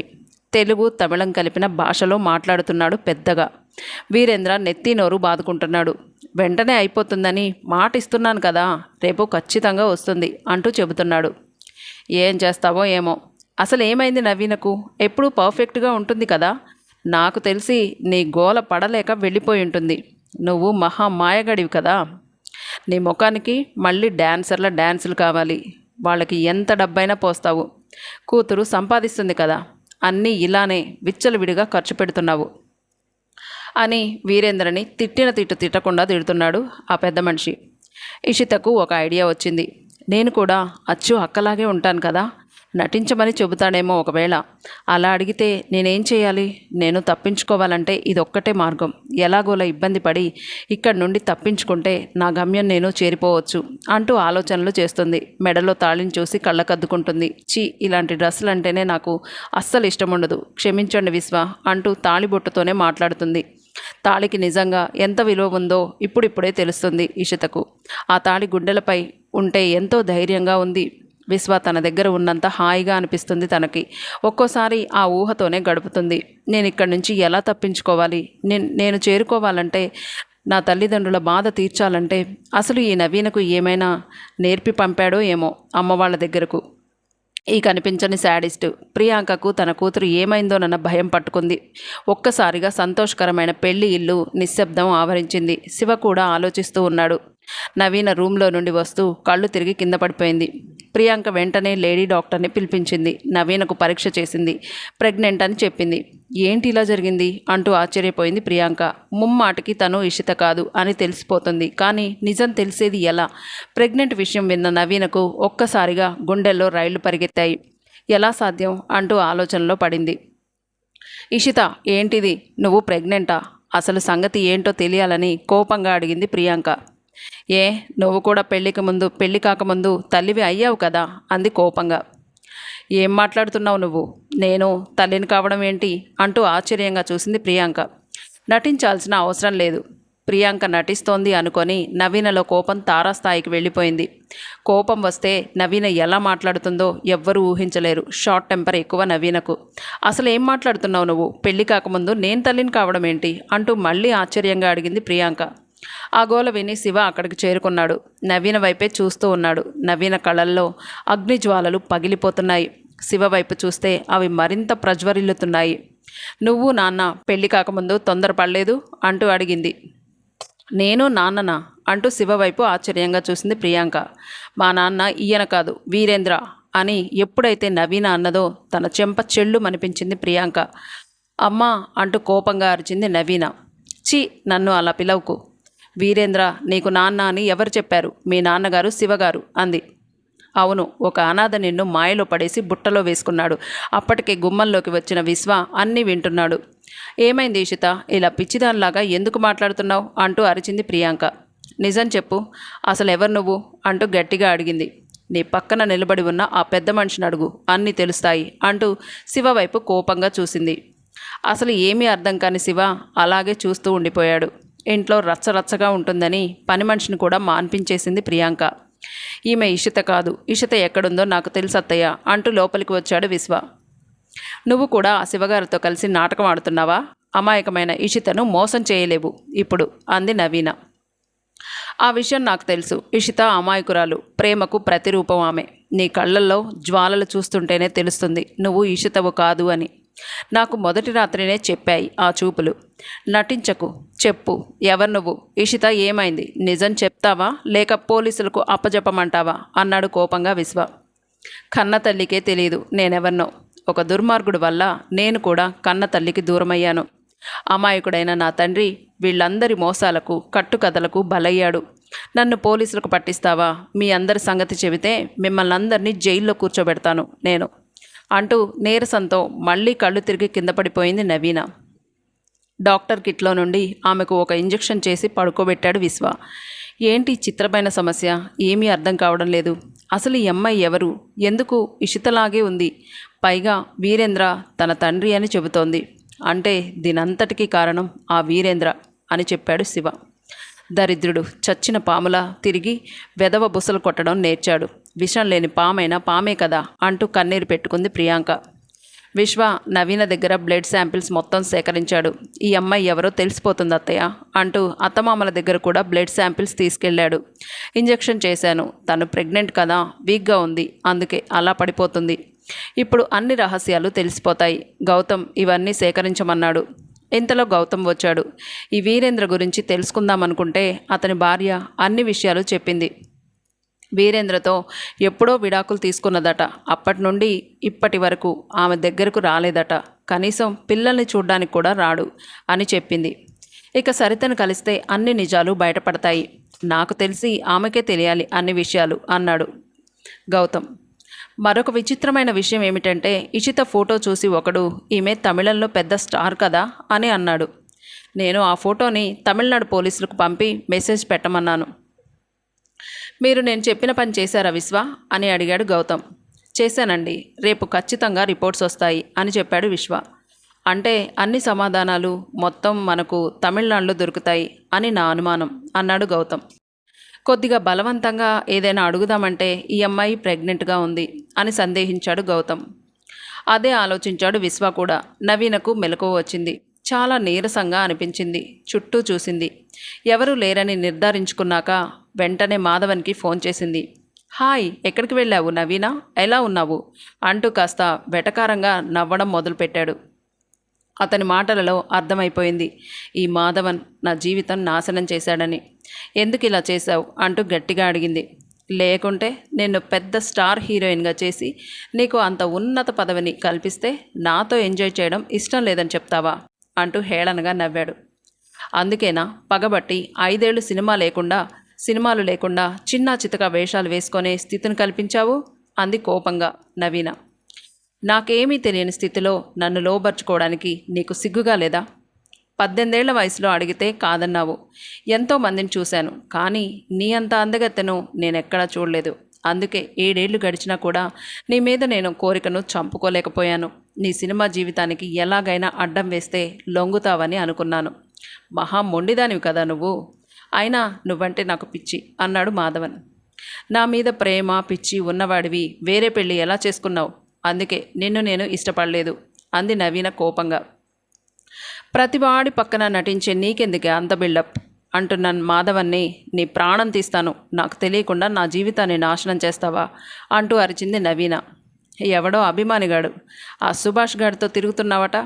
నాకు దక్కనిది వాడికెందుకు దక్కాలి? నువ్వు సుఖంగా ఉండడం నాకు ఇష్టం లేదు.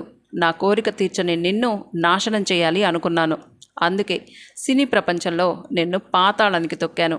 నీ అందం పైన నాకు వ్యామోహం పోలేదు. అందుకే ఫంక్షన్కి పిలిచాను. నువ్వు తాగే కూల్ డ్రింక్లో 24 అవర్స్ ఒళ్ళు తెలియని డ్రగ్స్ కలిపాను. మొత్తానికి మైకంలో ఉన్న కూడా నన్ను చాలా సంతోషపెట్టావు. ఇప్పటికైనా మించిపోయింది ఏమీ లేదు. పెళ్ళి చట్టుబండలు అనకుండా నాకు సెకండ్ సెటప్గా ఉండిపో. చక్కగా చూసుకుంటాను. నిజం చెప్పనా, నీ దగ్గర నేను పొందిన ఆనందం అంతా ఇంత కాదు. ఇంతవరకు నేనెవ్వరి దగ్గర అంత ఆనందం పొందలేదు అంటున్న మాధవన్ మీద కోపం కట్టలు తెంచుకుంటుంది నవీనకు. అవును, నాకు ఒకటి అర్థం కాదు. వాడసలు నీకు తండ్రేనా? నువ్వు ఫంక్షన్కు వచ్చేలా నీకు నచ్చజెప్పమని వాడికి మందు విందు పొందు అన్నీ ఏర్పాటు చేశాను అంటూ వికటంగా నవ్వాడు. గుర్తుకు వచ్చింది నవీనకు. నిజమే, ఆ రోజు నేను ఫంక్షన్కి వెళ్ళలేను అన్నాను. వీరేంద్ర నాన్న వెళ్ళమని బ్రతిమిలాడాడు. సరే అని వెళ్ళాను అని గుర్తు చేసుకుంది నవీన. నేను నీ గదిలో ఉంటే నీ బాబు ఆ పక్క గదిలో డ్యాన్స్ చేస్తూ తాగి తందనాలాడుతున్నాడు. వాడు నీకు అసలు తండ్రేనా అంటూ పిచ్చి పిచ్చిగా వాగుతున్నాడు. నీ బతుకు బయట పెడతాను మాధవన్ అంటూ అరిచింది నవీన కోపంగా. మగాణ్ణి, నాకేంటి, ఆడదానివి, అందులోనూ స్టార్ హీరోయిన్వి. నీ బతుకు నాశనం కాకుండా చూసుకో. ఎలాగో మన ఇద్దరికి ఆల్రెడీ మంచి టాక్ ఉంది బయట. ఇక నీ ఇష్టం అంటూ ఫోన్ కట్ చేశాడు. కోపంతో తల గోడకేసి కొట్టుకుంది నవీన. అసలు ఈ మగాళ్లతో వ్యవహారం అంటేనే పెద్ద చిరాకు. ఆమెకు చిన్నతనంలోనే ఆమె చూడకూడనివి కొన్ని బాధాకరమైనవి చూసి అసలు ఇలాంటి విషయాలు అంటేనే అసహ్యం పెంచుకుంది. అందుకే ఇన్నాళ్ళు సినీ ప్రపంచంలో ఉన్నా కూడా తన ఒంటి మీద ఎవ్వరిని చెయ్యి కూడా వేయనివ్వలేదు. అంతమందితో కలిసి నటించినా కూడా నవీన అది ఒక వర్క్గా తీసుకొని చేసేదే తప్ప వేరే ఉద్దేశంతో ఎవరితోనూ లేదు. సినిమాలు లేక సరిగా మైండ్ పనిచేయక ఆ రోజు నా కర్మకాలి ఆ ఫంక్షన్కి వెళ్ళిపోయాను. కానీ ఈనాడు తన జీవితాన్ని నాశనం చేశాడు. వీడికి సరైన బుద్ధి చెప్పాలి. అంతలోనే ఇష్ట గుర్తుకు వచ్చింది తనకు. అమ్మో, తన జీవితం నాశనం అవ్వకూడదు, తను ఆనందంగా ఉండాలి అనుకుంటూ ఫోన్ చేసింది వీరేంద్రకు. ఇషిత లోపల ఉంది, ఏం భయం లేదని అన్నాడు. ఏదో షూటింగ్ ఉందని గోలగోల చేశాడు ఆ డైరెక్టర్. నిన్న వచ్చి అని చెప్పాడు వీరేంద్ర.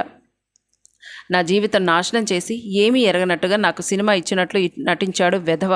ఎట్టి పరిస్థితుల్లోనూ ఇషిత ఎవరి కళ్ళల్లో పడకూడదు అనుకుంటూ తన ప్రెగ్నెంట్ అన్న విషయం ఓర్చుకోలేక తల గోడకేసి కొట్టుకుంది. తన పొట్టపై పిడికిలతో గుద్దుకుంది. నవీన అంతే, ఏది ఓర్చుకోలేదు, భరించలేదు. బయట నుండి నవీన ప్రవర్తన గమనించిన ప్రియాంక వచ్చి అడ్డుపడింది. ఎందుకు అలా చేస్తున్నావు? నిన్ను ఏమనాలో తెలియడం లేదు. నా కూతురులాగా ఉంది, కానీ కూతురు కాదు, తల్లి కాబోయే అమ్మాయి చిత్రంగా ప్రవర్తిస్తుంది అంటూ వారించింది ప్రియాంక. అప్పటికే తలకి రక్తం వస్తుంది నవీనకు. బ్లడ్ టెస్ట్లో ఈ అమ్మాయి కూడా ప్రియాంక కూతురే అని తెలిసిపోయింది. విశ్వ గౌతమ్కి ఫోన్ చేసి చెప్పాడు. ఇంట్లో జరుగుతున్న విషయాన్ని ఫోన్ చేసి చెప్పాడు శివ గౌతమ్కి. విశ్వ గౌతమ్ ఇద్దరూ కలిసి హుటాహుటిన ఇంటికి వచ్చేశారు. నవీన అంటూ పిలిచాడు గౌతమ్. శివ ప్రియాంక ఆశ్చర్యంగా చూశారు గౌతమ్ వైపు. అలా పిలవగానే నవీన కూడా గౌతమ్ వైపు చూసింది. నువ్వు సినిమా యాక్టర్ నవీనవి కదా, అసలేం జరిగిందో తెలుసా నీకు అంటూ జరిగిన విషయాలన్నీ నవీనకు చెప్పాడు గౌతమ్. నేను నమ్మను, మా నాన్న వీరేంద్ర అలాంటివాడు కాదు అంటూ వారించింది నవీన. తమిళనాడు పోలీసులు వెళ్ళి సరిత దగ్గర రికార్డ్ చేసిన ఆడియోని గౌతమ్ ఫోన్లోకి పంపించారు. సరిత జరిగిన విషయాలన్నీ పూసగుచ్చినట్లు చెప్పింది. అన్నీ విన్న నవీన శిలలా మారిపోయి అలాగే చూస్తూ ఉండిపోయింది. టెస్ట్లో కూడా మీ అమ్మ నాన్నలు వీళ్లే అని తెలిసింది. తనకు కవల పిల్లలు పుట్టారు అన్న సంగతి ప్రియాంకకు తెలియదు. శివకి కూడా అస్సలు తెలియదు. అప్పుడు అక్కడ ఉన్నది వీరేంద్రనే. సరిత చెప్పిన మాటలు నీకు అర్థమయ్యాయి కదా అన్నాడు గౌతమ్. సరిత అమ్మ మాటలు అంటే చాలా నమ్మకం నవీనకు. మరొక విషయం, ఇదిగో నవీన, ఈ మాటలు కూడా విను అంటూ గతంలో ఇషిత తప్పిపోయినప్పుడు వీరేంద్రకి టాబ్లెట్లు వేసి మాట్లాడిన మాటలు రికార్డు కూడా వినిపించాడు. అంతే, అలాగే ప్రియాంక వైపు చూస్తూ అమ్మ అంటూ ఏడ్చేసింది నవీన. శివ ప్రియాంక చెరొక వైపు నవీనను పట్టుకొని ఒక మోసగాడు తండ్రి అంటూ విసిరిన మాయ వలలో పడి అమాయకురాలివి అయ్యి ఎన్ని కష్టాలు పడ్డావు తల్లి. చక్కటి సాంప్రదాయ కుటుంబంలో పెరగాల్సిన అమ్మాయి జీవితం ఈ విధంగా తయారైపోయింది. కోట్ల అధిపతికి కూతురు నత్తించే తోలుబొమ్మలా మారిపోయింది. దీనంతటికీ కారణం ఆ వీరేంద్ర. పొరపాటును కూడా వీరేంద్రని మాధవన్ని వదిలిపెట్టను అంటూ కక్షగా చూస్తున్న నవీన మళ్లీ కళ్ళు తిరిగి ఒక్కసారిగా కింద పడిపోయింది. విపరీతంగా బ్లీడింగ్ అయిపోతుంది నవీనకు. వెంటనే ఆమెను వేరొక బెడ్ పైకి మార్చారు. ప్రియాంకకు చెప్పాడు విశ్వ చేయాల్సిన పనులు.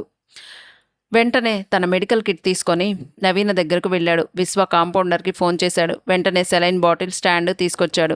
సిస్టర్ వచ్చి నవీన దగ్గర కావాల్సినవి చూస్తూ ఉంది. నవీనకు ట్రీట్మెంట్ చేసి బయటకు వచ్చిన విశ్వాను ఏం జరిగింది విశ్వ అని అడిగింది ప్రియాంక. నవీనకు అబార్షన్ అయింది. పైగా ఆమె చాలా వీక్గా కూడా ఉంది. విపరీతమైన బీపీ పెరిగిపోయి ఇలా జరిగింది అని చెప్పాడు విశ్వ. బయట గేటు దగ్గర సుభాష్ ఉన్నాడని రమ్మని పిలిచాడు విశ్వ. గౌతమ్ వచ్చి ఎవరు నువ్వు అని అడిగాడు. అప్పుడు సుభాష్ తను నవీనకు పెద్ద ఫ్యాన్ని అని, ఆమె కోసం తను సూసైడ్ కూడా చేసుకున్నట్లు అన్ని విషయాలు వివరించి చెప్పాడు. లోపల ఉంది చూడు అని చెప్పాడు గౌతమ్. లోపల నవీన్ను చూసి సుభాష్ బాధగా కళ్ళనీళ్లు పెట్టుకున్నాడు. ఏం జరిగింది నవీనకు? ఆ రోజు హాస్పిటల్లో నాకు దగ్గరగా వచ్చి పలకరించింది తనే. నేను చెప్తే ఎవరూ నమ్మలేదు. అక్కడికి నేను నవీనా నవీనా అంటూ పిలిచాను. నవీన కూడా ఏమీ వినిపించుకోకుండా వెళ్ళిపోయింది. ఇంకెప్పుడు ఆమెను డిస్టర్బ్ చేయకూడదని చెప్పడానికి వచ్చాను అని చెప్పాడు సుభాష్. తను ఉన్న పరిస్థితిని వివరించి చెప్పాడు గౌతమ్. ఈ సమయంలో ఆమెకు మానసిక ప్రశాంతత కావాలి, ధైర్యం కావాలి, అందుకు మీ సహకారం కూడా కావాలి అని చెప్పాడు సుభాష్కు గౌతమ్. ఎందుకంటే ఆమెను ప్రాణంగా ప్రేమించాడు సుభాష్. ఆమె కోసం ఏమైనా చేయగలిగిన వాడు.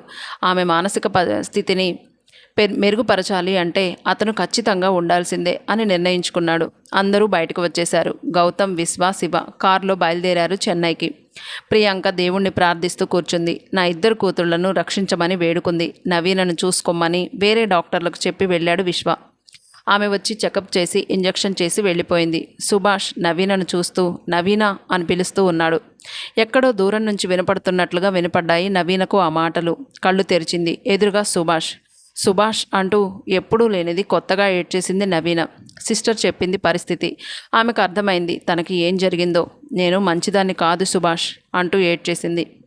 అవన్నీ వదిలేసాయి. నేను నిన్ను ప్రేమించాను, అంటే నీలోని లోపాల్ని కూడా ప్రేమించాను అన్నాడు సుభాష్. తర్వాత సుభాష్ నవీన కోసం సూసైడ్ చేసుకున్నాడని జరిగిన విషయం అంతా చెప్పింది సిస్టర్. ఆశ్చర్యంగా చూసింది సుభాష్ వైపు. నా మీద నీకెందుకు అంత పిచ్చి ప్రేమ? నన్ను ఒకరు మోసం చేశారు తెలుసా? ఇప్పుడు నాకు అబార్షన్ కూడా అయ్యింది. ఈ పరిస్థితుల్లో నువ్వు ఇంకా నన్ను ప్రేమిస్తావా అని అడిగింది నవీన ఏడుస్తూ. నవీన, నీ అందం ఏ కారణంగా తగ్గిపోయినా కూడా నీ మీద ప్రేమ నాకు చావదు. శీలం మనసుకు సంబంధించినది. నీ తప్పు నువ్వే చెప్తున్నావు. అంతకు మించి స్వచ్ఛత కలిగిన గుణము ఇంకెక్కడ దొరుకుతుంది? నాకింతకన్నా ఇంకేం కావాలి అంటూ నవీన చేతులు పట్టుకొని తల నిమురుతూ ప్రేమగా చెప్పాడు సుభాష్. నేను మొదటిసారిగా నిన్ను సినిమాలో చూసినప్పుడే, అప్పుడు నువ్వు పెద్ద వయసు పెరగని అమ్మాయివి. నీకు మానసిక పరిస్థితి సరిగా లేని పాత్ర అది. ఎందుకో ఆ పాత్ర నా గుండెల్లోకి చేరిపోయింది. నీకోసం ఆ సినిమా ఎన్నిసార్లు చూశానో లెక్కే లేదు. నా ఫ్రెండ్స్ అందరూ నీకు పిచ్చి పట్టిందిరా అన్నారు.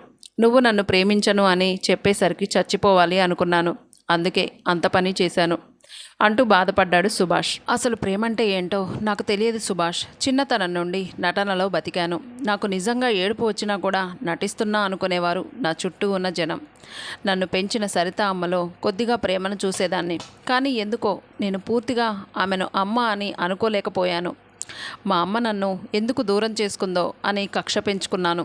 వీరేంద్ర చెప్పిన మాటలే నిజమని నమ్మేశాను. ఎవరూ లేరు నాకు అని ఏడుస్తున్న సమయంలో నన్ను ప్రేమించే అమ్మ, నాన్న నన్ను అక్కును చేర్చుకున్నారు. నేనంటే ప్రాణం ఇచ్చే నువ్వు నా కోసం వచ్చావు అంటూ భావోద్వేగంతో చెప్పింది నవీన. సిస్టర్ వచ్చి ఇంజెక్షన్ చేసింది.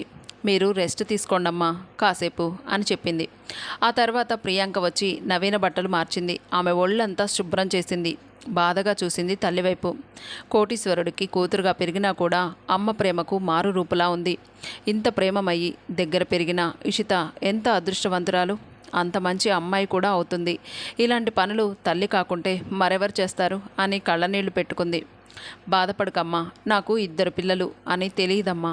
చిన్నప్పటి నుండి నీకు చేయాల్సిన పనులు ఇప్పుడైనా మనస్ఫూర్తిగా చేయని. తల్లికి అసహ్యం ఎందుకుంటుందమ్మా అంటూ నవీనను అక్కున చేర్చుకుంది ప్రియాంక. కళ్ళ నిండా నీళ్లతో ఒక్కసారిగా తన ప్రపంచం అంతా మారిపోయినట్లుగా అనిపించింది నవీనకు. అమ్మ, చెల్లిని వెంటనే ఇంటికి తీసుకొచ్చేయండి అంది నవీన భయంగా. మీ నాన్నగారు వెళ్ళారమ్మా. గౌతమ్ అంకుల్, విశ్వ కూడా ఆయన పక్కనే ఉన్నారు. అసలు రక్త సంబంధం ఎంత గొప్పది. నా తల్లిదండ్రులు, నా చెల్లెలు అని తెలిసిన తర్వాత ఒక్క క్షణం కూడా నేను ఆగలేకపోతున్నాను చెల్లిని చూడకుండా. నవీనలో వచ్చిన మార్పును చూసి ప్రియాంక చాలా సంతోషించింది. ఈ బిడ్డ పోయిందని నాకు ఇప్పుడే ఇంత నరకంగా ఉంది, కానీ బిడ్డ దూరమయ్యింది అని తెలియగానే నువ్వెంత బాధపడి ఉంటావో కదా అమ్మా అంటూ తల్లి చేయి పట్టుకొని బాధగా అంది. ఇక ఆ విషయం గురించి వదిలే తల్లి, పాత జీవితాన్ని ఇక మర్చిపో. ఇప్పుడు నీకు తల్లి, తండ్రి, చెల్లి, బంధువర్గం, నిన్ను ప్రాణంగా ప్రేమించే సుభాష్ అందరూ ఉన్నారు. ఇక నువ్వు కాసేపు రెస్ట్ తీసుకోమ్మా అని చెప్పి బయటకు వెళ్ళింది ప్రియాంక. సుభాష్ ప్రేమను అతని కళ్ళల్లో గమనించింది ప్రియాంక. అతను నవీన గురించి పడుతున్న బాధను గమనించింది. శివలాగే అనిపించింది తనకి కాసేపు. చాలా మంచి మనసున్న అబ్బాయిలా ఉన్నాడు. ఆమె పక్కనే కూర్చొని టాబ్లెట్స్, ఫ్రూట్ జ్యూస్లు అన్నీ తీసిస్తున్నాడు సుభాష్. ఒక్కసారిగా ఏదో స్వర్గంలోకి వచ్చి పడ్డట్లు అనిపించింది నవీనకు. ఆనందంగా నిద్రలోకి జారుకుంది. విశ్వా కారు ఫాస్ట్గా నడుపుతున్నాడు. గౌతమ్ చెన్నై పోలీసులకు ఫోన్ చేసి వివరించి చెప్పాడు. పకడ్బందీగా అక్కడ ఏర్పాట్లు చేయిస్తున్నాడు. ఇషిత తనని ఒకవేళ నవీనలా నటించమంటే నటించాలి అని నిర్ణయించుకుంది. ఆ విధంగానే తప్పించుకోవాలి అనుకుంది. ఇంతలో ఇషితకు భోజనం వచ్చింది. ఆకలిగా ఉండడంతో గబగబా తినేసింది. తిన్న వెంటనే నిద్రలోకి జారుకుంది. వీరేంద్ర తలుపులు తీశాడు. ఇషితను బయటకు తీసుకెళ్లి కారులో కూర్చోబెట్టాడు. ఏం చేస్తున్నావు అసలు నువ్వు? ఇషితను ఎక్కడికి తీసుకెళ్తున్నావు అంటూ కోపంగా వచ్చింది సరిత. నేనెక్కడికి తీసుకెళ్తాను? నా కూతుర్ని ఏదో షూటింగ్ ఉంది అంటేను అంటూ నసిగాడు వీరేంద్ర. నాకు నిజం చెప్పు, ఏం చేస్తున్నావు నువ్వు? అసలు వెళ్ళడానికి వీల్లేదు, ఇషితను తీసుకొని వెళ్ళడానికి అస్సలే వీల్లేదు అంటూ అరిచింది సరిత. ఇషితను నేనేమీ చేయడం లేదు, భయపడకు. షూటింగ్ ఉంది కదా, చచ్చిన శవంలాగా పడి ఉండాలి కాసేపు. మెలకువగా ఉన్న మనిషిని ఒప్పించి తీసుకెళ్ళి అక్కడ ఇదేమైనా పారిపోతే మనమేం చేయాలి? అందుకే అది తినే ఆహారంలో మత్తుమందు కలిపాను. వాళ్ళ షూటింగ్ వాళ్ళు చక్కగా చేసుకుంటారు. జరిగిన విషయం ఎవరికీ తెలియదు, ఇషితకు కూడా తెలియదు. షూటింగ్ అయిపోవడమే ఆలస్యం. సేఫ్టీగా ఇంటికి తీసుకొచ్చేస్తాను అని చెప్పాడు వీరేంద్ర. దుర్మార్గంగా ఏమీ చేయకు, మనకు పుట్టగతులు కూడా ఉండవు. అభం శుభం తెలియని అమ్మాయి, కాళ్ల పారాని కూడా ఆరలేదు. కష్టాల ఊబిలోకి తీసుకెళ్లకు, నీకు దండం పెడతాను అంటూ ఏడుస్తూ అడ్డుపడింది సరిత. సరితను ఒక్క నెట్టు నెట్టాడు వీరేంద్ర. అక్కడున్న పెద్ద బండరాయికి తల తగిలి పడిపోయింది. వీరేంద్ర అదేమీ పట్టించుకోకుండా కారులో కూర్చోబెట్టాడు ఇషితను. వేరే ఒక కారు కూడా వచ్చింది. అది మాధవన్ కారు. కారులో పడుకొని ఉన్న ఇషితను చూసి షూటింగ్ ప్రదేశానికి తీసుకుపోదాం పదండి అన్నాడు మాధవన్. వీరేంద్ర కూడా వెంట వెళ్ళాడు. మాధవన్ కళ్లకు ఇషిత కాళ్ల పారాని, మెట్టెలు, మెడలో మంగళసూత్రాలు గమనించాడు. వేరే గెస్ట్ హౌస్కి మార్చాం షూటింగ్ అని చెప్పి వేరే చోటుకి తీసుకెళ్ళిపోయాడు. ఇక్కడ ఎవరూ లేరేంటి? షూటింగ్ ఇక్కడ కాదుగా అన్నాడు వీరేంద్ర. ఓరే పిచ్చోడా, నువ్వసలు ఈ అమ్మాయికి మత్తుమందు ఎందుకు ఇచ్చావురా? మర్యాదగా చెప్పు, లేకుంటే నిన్ను చంపేస్తా అన్నాడు మాధవన్. అతని మనుషులు అందరూ కలిసి వీరేంద్రను బాగా చితగ్గొట్టారు. వీరేంద్ర ఏడుస్తూ ఈ అమ్మాయి నవీన కాదు అని చెప్పాడు. నాకు తెలుసురా, నవీన ఒళ్ళంతా నాకు తెలుసు.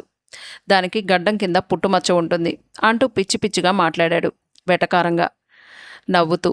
అసలు అంత అందం ఒక్కదానికి ఉండడమే అద్భుతం. అటువంటిది దేవుడు నా కోసం 2 బొమ్మలు చేశాడు అంటూ మళ్ళీ వెటకారంగా నవ్వాడు. మాధవన్, నీకు దండం పెడతాను, నేను ఇషితను తీసుకొని వెళ్ళిపోతాను, దయచేసి మమ్మల్ని పంపించు అన్నాడు వీరేంద్ర.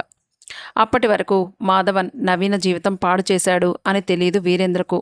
అతని మాటల్లో అది అర్థమయ్యి భయపడిపోయాడు. ప్లీజ్ మా ఇద్దరిని పంపించు అని బ్రతిమిలాడాడు. దాన్ని ఆ గదిలో పడుకోబెట్రా అన్నాడు మాధవన్. 2 మనుషులు తీసుకెళ్లి ఇషితను ఆ రూమ్లో పడుకోబెట్టారు. వీరేంద్ర మాధవన్ కాళ్ల వేళ్ల పడ్డాడు. నీకు దండం పెడతాను, ఆ అమ్మాయికి పెళ్ళయింది అంటూ నిజంగానే ఏడ్చేశాడు. అరే నువ్వేడుస్తున్నావా అంటూ ఏవో అగ్రిమెంట్ పేపర్స్ తెప్పించాడు మాధవన్. ప్రస్తుతానికి ఉన్న నవీన ఇల్లు, ఆమె తోటలు, స్థలాలు అన్నీ వీరేంద్ర తన పేరున రాయించుకున్నాడు. ఎప్పటికైనా నిజం తెలిస్తే నవీన తన మాట వినదన్న భయంతో ఆ పని చేశాడు. ఇప్పుడు ఆ ఆస్తులు అన్నీ మాధవన్ పేరుకి మార్చినట్టుగా రాయించి వాటిపై సంతకాలు చేయమంటున్నాడు. మాధవన్, మమ్మల్ని మా ఇంటి దగ్గర దించు, అప్పుడు నీకు ఆ కాగితాల మీద సంతకం పెడతాను అన్నాడు వీరేంద్ర. ఏంటి ఆ ఊపులి కథ చెప్తున్నావా? డబ్బు పిచ్చి కదరా నీకు, పిచ్చి పిచ్చి వేషాలు వెయ్యకు అని తన మనుషులకి సైగ చేశాడు. ఇష్టం వచ్చినట్టు కొట్టారు వీరేంద్రని. వాళ్ళు బలవంతంగా అతనితో సంతకాలు చేయించుకున్నారు. ఇషితను వదిలి అంటూ ఒళ్ళంతా రక్తాలు కారుతున్నా ఏడుస్తూ అన్నాడు వీరేంద్ర. బూటుకాలితో వీరేంద్ర ముఖం మీద ఒకే ఒక్క తన్ను తన్నాడు. అంతే, స్పృహ కోల్పోయాడు వీరేంద్ర.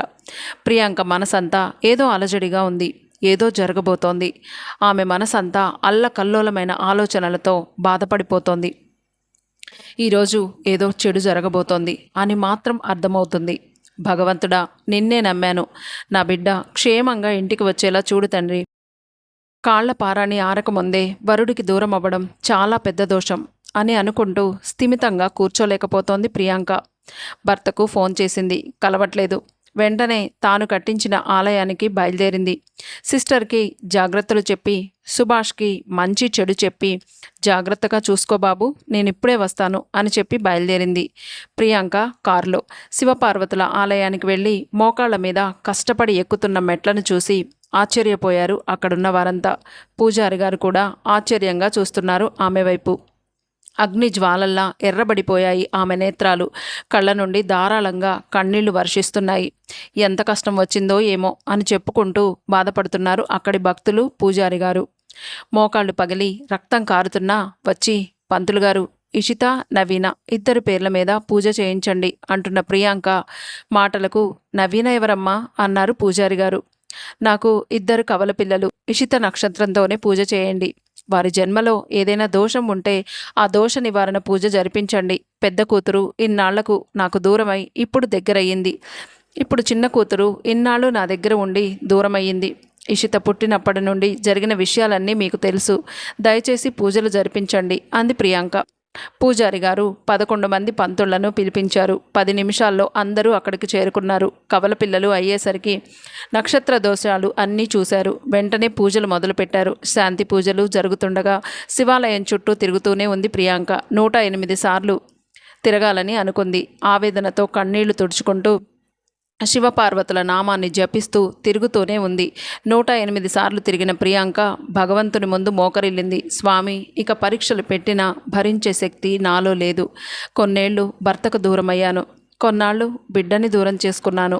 ఇప్పుడు కడుపున పుట్టిన ఇంకో బిడ్డ ఇన్ని సంవత్సరాల తర్వాత కలిపావు. నాతో ఉన్న బిడ్డని దూరం చేశావు. ఎందుకయ్యా అంటూ రోదిస్తూ మనస్ఫూర్తిగా ప్రార్థిస్తుంది ఆ మహాదేవుణ్ణి. ఆమె బాధ చూసిన పూజారి గారికి కూడా కళ్ళల్లో నీళ్లు వచ్చాయి. చెన్నైకి చేరుకున్నారు విశ్వ, గౌతమ్, శివ. గౌతమ్కి ఫోన్ వచ్చింది. అవునా, ప్లేస్ ఎక్కడా, నాకు షేర్ చేయండి అన్నాడు గౌతమ్. ఓ 5 కిలోమీటర్స్ దూరంలోనే ఉంది, త్వరగా వెళ్ళాలి అన్నాడు గౌతమ్. కంగారుగా ఏమైందో అనుకున్నాడు విశ్వ. శివకు కూడా కంగారు ఎక్కువైపోతోంది. నా కూతురికి ఏమీ కాకుండా కాపాడు తండ్రి అని భగవంతుని మనసులోనే ప్రార్థించుకున్నాడు. ప్రియాంక మోకాళ్ళ మీద మోకరిల్లి దేవుణ్ణి చూస్తూ ఏడుస్తూనే ఉంది. అక్కడ ఉన్న ఓ 70 ఏళ్ల పంతులు గారు, అమ్మ, మీరు చేసిన పుణ్యాలకు ఏ అన్యాయం జరగదు, ఆవేదన చెందకు తల్లి అన్నారు. ఆయన మాటలు ఏవో ధైర్యాన్ని కలిగించాయి ప్రియాంకలో. తన మనసులోని ఆవేదనను చెప్పుకుంది ప్రియాంక. నా బిడ్డకు ఏదో అవుతుందన్న ఆందోళన నన్ను నిలవనీయడం లేదు స్వామి అంది ప్రియాంక. అవునమ్మా, మన ఆత్మీయులకు జరగబోయే ఆపదలు అలానే తెలుస్తూ ఉంటాయి. కన్న తల్లికైతే అవి మరింత తెలుస్తాయి. అందరికీ తండ్రి అయిన ఆ పరమేశ్వరుడు నీ ఆవేదన గ్రహించి తప్పక నీ బాధను తీరుస్తాడు అని దీవించారు. మీ దంపతులు చేసే పుణ్యకార్యాలు చాలా గొప్పవి. ఎంతోమంది పేదలకు అన్నదానం, వస్త్రదానం చేశారు. నువ్వు నమ్మిన దైవానికి దేవాలయం కట్టించి ఎంతోమందికి ఆశ్రయాన్ని కల్పించావు తల్లి. బాధపడకు, కష్టాలు కలకాలం ఉండవు అంటూ ప్రియాంకకు ధైర్యం చెప్పే ప్రయత్నం చేశారు ఆ పంతులు గారు. ముందుగా గౌతమ్ ఏర్పాటు చేసిన చెన్నైలోని పోలీసులు వీరేంద్ర ఇంటికి వెళ్ళి ఇషితను తీసుకెళ్లేటప్పుడు వారికి తెలియకుండా వారిని అనుసరించారు. అక్కడ జరిగిన గొడవ అంతా చెప్పారు ఆ పోలీసులు. విశ్వ చాలా వేగంగా పోనిచ్చాడు కారు. ఆ స్థలానికి చేరుకున్నారు. అప్పటికే అక్కడికి చేరుకున్న పోలీసులు బయట ఉన్న వారందరి కాళ్ళు చేతులు విరగ్గొట్టారు. సార్, ఆ గదిలోకి తీసుకెళ్లాడు, ఇప్పుడే లోనికి వెళ్లారు అని చెప్పారు పోలీసులు. మాకు అడ్డు వచ్చిన వాళ్ళందరినీ కొడుతూనే ఉన్నాము మేము, ఇంతలో మీరొచ్చారు అని చెప్పారు అక్కడున్న పోలీసులు. విశ్వ వేగంగా ఆ గది వైపు పరిగెత్తాడు. ఎక్కడి నుంచి వచ్చారో చాలామంది గౌతమ్ వాళ్ళ మీదకు తిరగబడ్డారు. అంతా పకడ్బందీ ప్లాన్గానే వచ్చాడు మాధవన్. విశ్వ బలంగా తలుపులు కొడుతూ ఉన్నాడు. తన భుజంతో విసురుగా 2 సార్లు తలుపులు బద్దలు కొట్టాడు. హడావిడిలో పైగడి సరిగా వేయకపోవడంతో డోర్ ఓపెన్ అయింది. మాధవన్ డోర్ వైపు చూశాడు. విశ్వ వస్తూ, ఇషితకు ఏమైంది, ఇషిత ఎందుకు ఇలా పడిపోయింది అని అనుకుంటూ విశ్వ ఫాస్ట్గా వెళ్ళి మాధవన్ చెంప పగలగొట్టాడు. ఎవరిని రానివ్వొద్దని చెప్పాను కదరా, ఎవడ్రా వీణ్ణి లోపలికి రానించింది అంటూ విశ్వ మీదకి వెళ్ళాడు మాధవన్ కోపంగా. తనని కొట్టబోయిన మాధవన్ చేతిని వెనక్కి విరిచేశాడు విశ్వ. తన పిడికిల్ని బిగించి మాధవన్ ముఖం మీద పొట్ట మీద బలంగా గుద్దాడు. మాధవన్ని కొట్టే ప్రయత్నం చేయనివ్వకుండా కింద పడేసి ఒక్క తన్ను తన్నాడు. ఇంతలో గౌతమ్ గన్ తీసుకొని లోపలికి వచ్చాడు. పోలీసులంతా కూడా లోపలికి వచ్చేశారు. విశ్వ ఇషితను చూసి దుఃఖాన్ని ఆపుకోలేకపోయాడు. ఇషిత అంటూ ముఖంపై నీళ్లు చల్లి లేపాడు. ఎదురుగా ఉన్న విశ్వాన్ని చూసి కళా నిజమా అని కన్నీరైపోయింది ఇషిత. బాధపడకు ఇషిత, మేము వచ్చేసాం కదా అని ధైర్యం చెప్పాడు విశ్వ. పరుగున వచ్చి కూతుర్ని హత్తుకున్నారు శివ. నాన్న అంటూ ఏడ్చేసింది ఇషిత. నీకేం కాలేదుగా అమ్మా అన్నారు శివ. లేదు నాన్న అంటూ తండ్రి గుండెల్లో తలదాచుకుంది. శివ వెళ్ళి మాధవన్ చంప పగలగొట్టాడు. ఏం చేసావురా నువ్వు అసలు? అభం శుభం తెలియని ఆడపిల్లల్ని ఎందుకురా ఇలా హింసిస్తారు? నీ తల్లి కూడా ఒక ఆడదే కదరా, ఏమీ తెలియకుండానే ప్రేమను పంచుతారా వాళ్ళు? మీకు ఎలా వెళ్ళాలి అనిపిస్తుందిరా ఆడవాళ్ల జోలికి? నా కూతుర్ది ఎంత మంచి మనసో తెలుసా నీకు? తెలిసి కూడా ఎవ్వరికీ ఏ అన్యాయం చెయ్యదు. మదం మాశ్చర్యం తప్పితే ఇంకొకటి తెలియదు అంటూ ఆవేశపడుతున్న శివని వద్దని వారించి, వీళ్ళందరి సంగతులు నేను చూసుకుంటాను, మీరింటికి బయలుదేరండి, అక్కడ ప్రియాంక ఎంత కంగారు పడిపోతుందో ఏమో అన్నాడు గౌతమ్. కింద పడి ఉన్న వీరేంద్రని చూసిన శివ, ఛీ నీది ఒక బతుకేనా, డబ్బుకు గడ్డి తినే జన్మ అని అసహ్యించుకున్నాడు. శివ ప్రియాంకకు ఫోన్ చేసి వచ్చేస్తున్నామని, ఇక ఏ బాధ లేదని చెప్పారు. ముగ్గురు కారులో బయలుదేరారు. చెన్నైలో ఉన్న ఒక మంత్రి గారు గౌతమ్కి బంధువు. గౌతమ్ అతనికి ఫోన్ చేశాడు. అక్కడ ఉన్న ఒక పోలీస్ ఆఫీసర్ కూడా మంచి ఫ్రెండ్. అన్ని పరిస్థితులు చెప్పాడు. బాగా పలుకుబడి ఉన్న మంత్రికి ఫోన్ చేసేసరికి మాధవన్కి కూడా భయమేసింది. స్పృహ కోల్పోయిన వీరేంద్రని పక్కనే ఉన్న హాస్పిటల్లో చేర్చారు.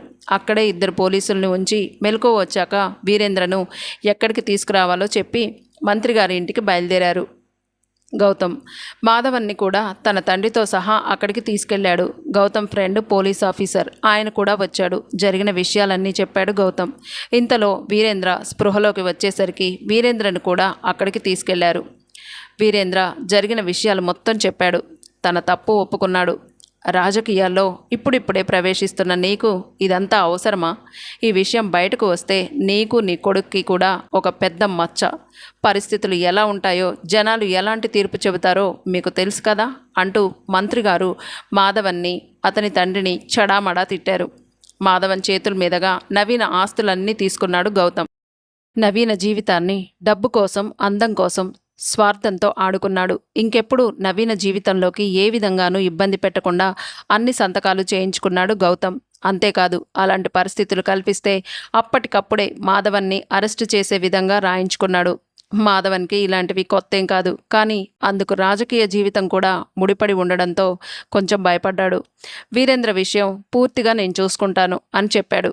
ఇంతలో వీరేంద్రకి ఫోన్ వచ్చింది, సరిత మరణించింది అని. 1 కాదు 2 కాదు, డబ్బు కోసం, విచ్చలవిడి జీవితం కోసం ఎన్నో తప్పులు చేశానని పశ్చాత్తాపడ్డాడు వీరేంద్ర. ఇప్పుడు పశ్చాత్తాపడి ఏం లాభం? నువ్వు శిక్ష నుంచి మాత్రం తప్పించుకోలేవు అన్నాడు గౌతమ్. ఇక అక్కడ కార్యక్రమాలన్నీ ముగించుకొని సరిత కార్యక్రమాలు కూడా చూసి వీరేంద్రను జీప్లో ఎక్కించుకొని వెళ్ళిపోయాడు గౌతమ్. ఇషిత జరిగిన విషయాలన్నీ చెబుతూ ఉంది కారులో. మళ్ళీ మీ దగ్గరకు వస్తానని అనుకోలేదు, నా బ్రతుకు ఇంతేనేమో అని అనుకున్నాను అంటూ బాధపడుతున్న ఇషితను ఓదార్చాడు విశ్వ. వాళ్ళిద్దరి మధ్య ఉన్న ప్రేమను చూసి ఆనందంతో కళ్ళు చెమర్చాయి శివకి. ఇష్టమైన ప్రియమైన వారిని దూరం చేసుకున్న బాధ ఎలా ఉంటుందో తను కూడా అనుభవించాడు. ఇప్పుడు ఇషిత, విశ్వ కూడా అదే బాధను అనుభవించారు. ఇకపై ఎలాంటి చెడు నీడలు తన కుటుంబంపై పడకూడదు. జాలితోనో కరుణతోనో బంధువులను ఎవ్వరినీ చేరదీయకూడదు. సహాయం చేసినా అది ఇంటి దాకా రానివ్వకూడదు. ప్రియాంక నాన్నగారి మంచితనంతో వీరేంద్రకి వారి ఇంట్లో అవకాశం ఇవ్వడం వల్ల అతనిలోని స్వార్థం, మోహంతో ఈరోజు ఇన్ని తిప్పలు వచ్చాయి. ఇంకెప్పుడు అలాంటి పొరపాట్లు చేయకూడదు అనుకున్నాడు శివ. పెద్దలకు కాకపోయినా పిల్లలకైనా ఆ బాధలు తప్పవు. ఎవరిని నమ్మాలో ఎవరిని నమ్మకూడదో తెలియని ప్రపంచం. ఎంతో ప్రేమ నటించిన వీరేంద్రని నమ్మడం వల్ల ఇన్ని అనర్థాలకు కారణమయ్యింది అనుకున్నాడు శివ. ఇంటికి చేరుకున్న వారి ముగ్గురిని చూసి హారతి తీసుకొని పరిగెత్తుకొచ్చింది ప్రియాంక. దిష్టి తీసి గట్టిగా హత్తుకుంది ఇషితను. నా బంగారు తల్లి వచ్చావా అమ్మా అంది భావోద్వేగంగా. అమ్మా అంటూ హత్తుకుంది ఇషిత. తనకు దుఃఖం ఆగలేదు. ఇషిత, నవీన ఇద్దరు ఒకరిని ఒకరు చూసుకొని ఆశ్చర్యపోయారు. వారిద్దరిని అలా పక్కపక్కన చూసి అందరూ ఆశ్చర్యపోయారు. తప్పైపోయింది ఇషిత, నన్ను క్షమించు అంటూ ఏడ్చింది నవీన.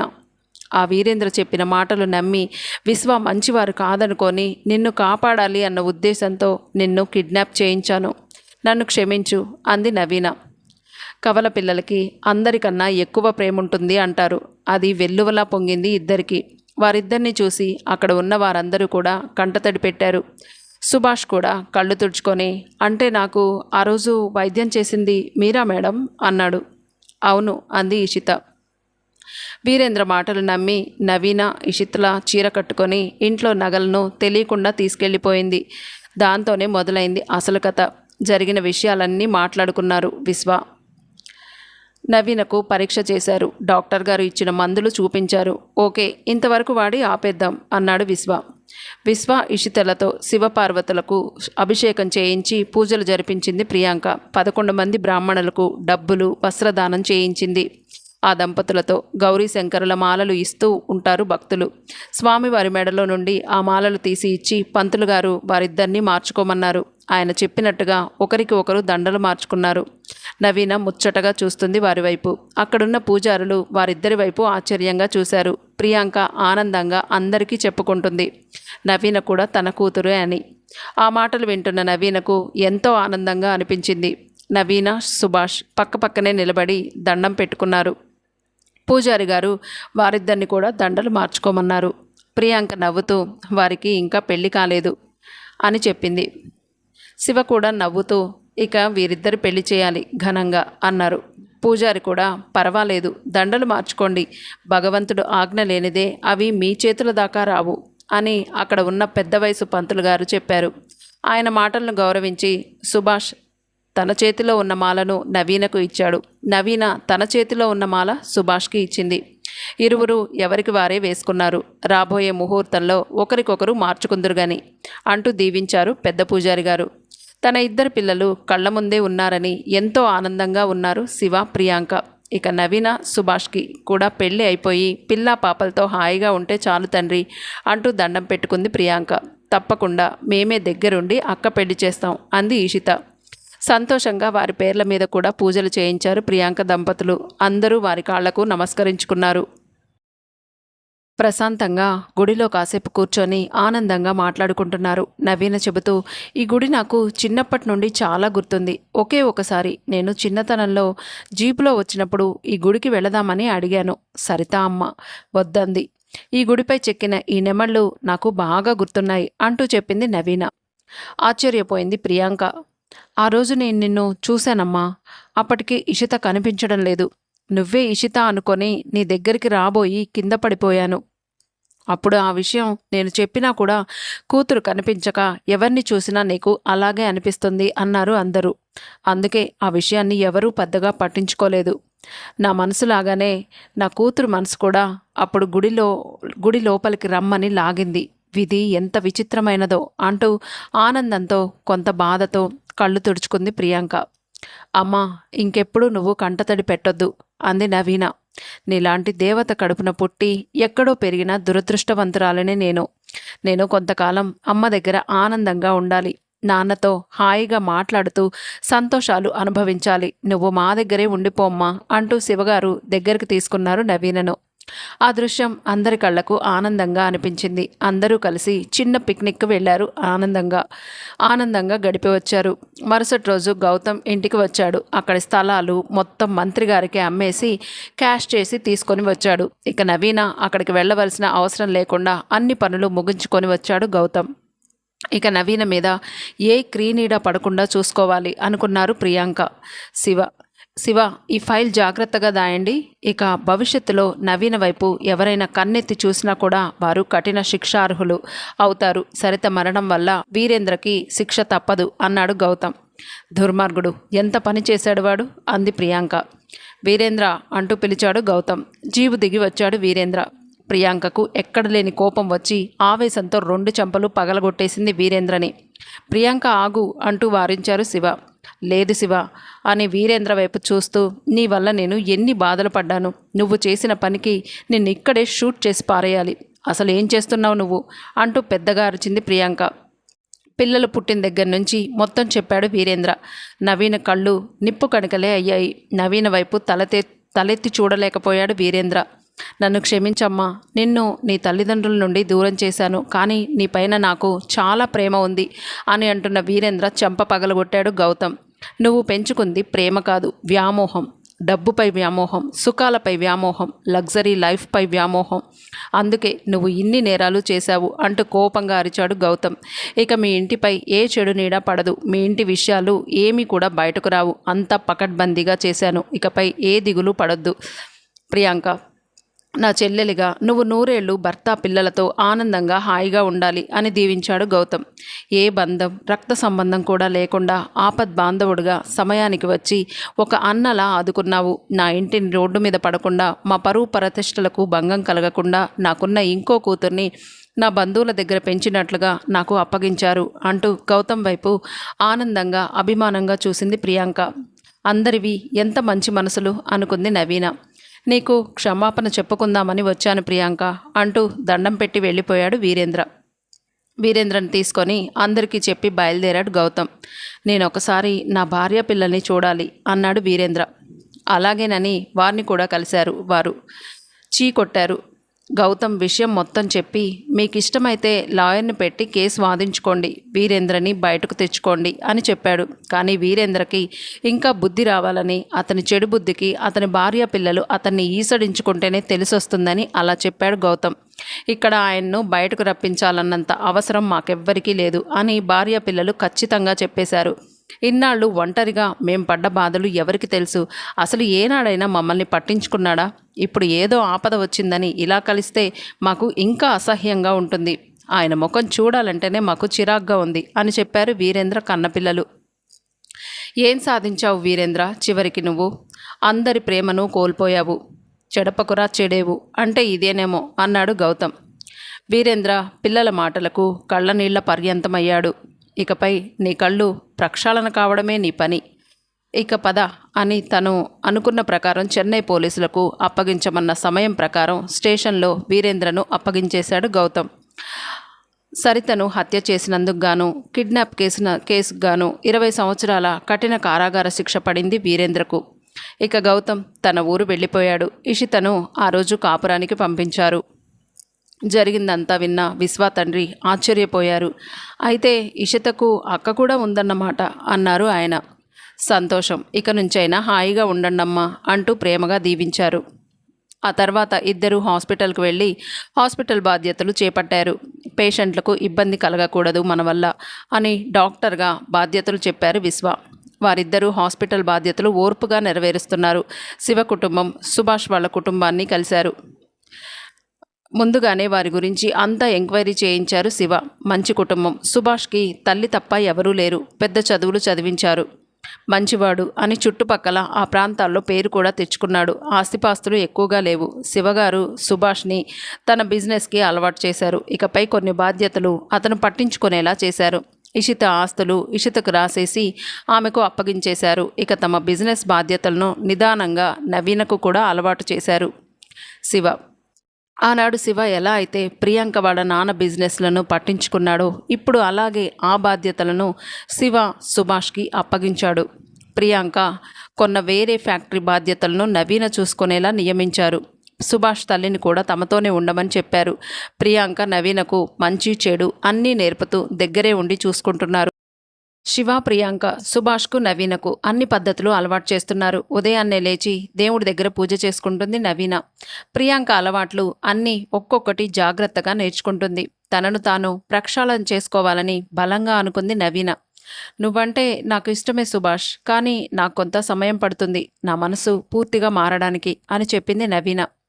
చీర కట్టుకోవడం కూడా ఇప్పుడిప్పుడే నేర్చుకుంటుంది నవీన. ప్రియాంక వాళ్ళ నాన్నగారు విదేశాల నుండి తెప్పించిన అతి విలువైన చీరలు ఒక్కొక్కటి నవీన కట్టుకుంటుంటే ఆనందపడిపోతుంది ప్రియాంక. ఇషిత డాక్టర్ అయ్యింది. విశ్వ చాలా గొప్పవారు అని, అతని అభిప్రాయాలు చాలా గొప్పగా ఉంటాయని, ఎక్కడ వెతికినా ఇషితకు అంత మంచివాణ్ణి భర్తగా తేలేకపోయేవాళ్ళం. చక్కగా సెలెక్ట్ చేసుకుంది ఇషిత తన భర్తని. కేవలం ప్రజలకు సేవ చేయడం, భార్యను ప్రేమగా పువ్వుల్లో పెట్టుకొని చూసుకునే మనస్తత్వం కలిగిన విశ్వ పట్ల చాలా గౌరవం శివ ప్రియాంకలకు. ఇద్దరు అల్లుళ్ళు కూడా ప్రాణంగా ప్రేమించేవారే అని మురిసిపోయారు ప్రియాంక దంపతులు. ఇషిత, నవీన ఒకే రకం చీరలు కట్టి ఒకేలాగా రెడీ అయ్యారు. ఇప్పుడు మా ఇద్దరిని మీరిద్దరూ గుర్తుపట్టాలి అన్నారు విశ్వ సుభాష్తో. ఒకరు బయట ఉండండి, ఒకరు లోపలికి రండి అన్నారు. ముందుగా విశ్వ లోపలికి వచ్చారు. ఇద్దరిని చూసి ఇషితను గుర్తుపట్టాడు విశ్వ. ఎలా అంది ఇషిత. నీ కళ్ళు కాస్త వేరుగా ఉంటాయి, ముందుగా నన్ను ఆకర్షించింది ఆ కళ్ళే అంటున్నాడు విశ్వ. ఈసారి సుభాష్ లోపలికి వచ్చాడు. అలాగే నించున్నారు ఇషిత, నవీన. నవీనను గుర్తుపట్టేశాడు సుభాష్. ఎలా అంది నవీన. నీ గడ్డం మీద పుట్టుమచ్చ, ఆ పుట్టుమచ్చ చూసిన మొదటి సినిమాతోనే నీ మాయలో పడిపోయాను అని నవ్వాడు సుభాష్. అబ్బో అని నవీన, ఇషిత ఇద్దరూ నవ్వుకున్నారు. అరే ఇక బయటికి రండ్రా, అల్లుళ్ళు వెయిట్ చేస్తున్నారు మీకోసం అంటూ పిలిచారు శివగారు. డాడీ అంటూ వచ్చి తండ్రికి అటుపక్క ఇటుపక్క చేరారు కూతుళ్ళిద్దరూ. బంగారపు బొమ్మలు నా కూతుళ్ళు అని మురిసిపోయింది ప్రియాంక గర్వంగా. శివగారి మనసు ఆనందంతో ఉప్పొంగిపోతుంది. అందరూ సరదాగా కారులో బయటకు వెళ్లారు. చూస్తుండగానే సంవత్సరం గడిచిపోయింది. ఇషితా, విశ్వ మంచి డాక్టర్లుగా గుర్తింపు తెచ్చుకున్నారు. వారి ఆసుపత్రిలో జనం కిక్కిరిసిపోతున్నారు. కృష్ణారావు గారు కౌంటర్లో కూర్చొని పనులు చూసుకుంటున్నారు. అటు వృత్తి ధర్మాన్ని, ఇటు సంసార జీవితాన్ని బ్యాలెన్స్ చేసుకుంటూ హ్యాపీగా ఉన్నారు విశ్వ, ఇషిత. బిజినెస్ పనుల్లో బిజీ అయిపోయారు సుభాష్, నవీన. సుభాష్ తల్లి కూడా ప్రియాంకతో బాగా కలిసిపోయారు. ప్రియాంక మంచితనం ఎవరినైనా ఇట్టే స్నేహితులుగా మార్చేస్తుంది. ఇక వారిద్దరి పెళ్లి కూడా చేయాలని నిర్ణయించుకున్నారు ప్రియాంక దంపతులు. సుభాష్ తల్లికి చాలా ఆనందంగా ఉంది. పెద్ద కుటుంబంలోని అమ్మాయి, అందగత్తే. పైగా సుభాష్కు, నవీన్కు ఒకరంటే ఒకరికి ప్రాణం. ఇంత పెద్ద బిజినెస్కి మేనేజర్ని చేశారు తన కొడుకును. ఇంత మంచి అవకాశం తన కొడుక్కి వస్తుందని కల్లో కూడా ఊహించలేదు ఆమె. అక్కను పెళ్లి కూతుర్ని చేస్తూ కళ్ళు తిరిగినట్టు అయిపోయింది ఇషితకు. తను డాక్టర్ కాబట్టి వెంటనే చెక్ చేసుకుంది. విశ్వాకి చెప్పింది. ఆనందంతో ఎగిరి గంతేశాడు విశ్వ. అందరూ పెళ్లి హడావుల్లో ఉన్న సంగతే మర్చిపోయారు. వారిద్దరూ తల్లిదండ్రులు కాబోతున్నారు అన్న విషయాన్ని తెలుసుకొని అందరూ చాలా సంతోషించారు. సుభాష్, నవీన పెళ్లి అంగరంగ వైభవంగా జరిగింది. కంగ్రాచులేషన్స్ న్యూ కపుల్ అన్నారు ఇషిత, విశ్వ. ఓకే, మీ ఇద్దరికి కూడా కంగ్రాచులేషన్స్. త్వరలోనే అమ్మా నాన్న కాబోతున్నారుగా అంటూ నవ్వేశారు నవీన, సుభాష్. ఆనందమయంగా మారిపోయింది ఆ పెళ్లి మండపం. తర్వాత జరగవలసిన కార్యక్రమాలన్నీ జరిపించారు. చిన్నప్పటి నుంచి తల్లిదండ్రులకు దూరంగా ఉన్న నవీన ఎప్పటికీ తల్లిదండ్రుల దగ్గరే ఉండేలాగా చేశాడు ఆ భగవంతుడు. సుభాష్ తల్లికి ముచ్చటగా అనిపించింది కొత్త జంట ఆనందాలని చూసి.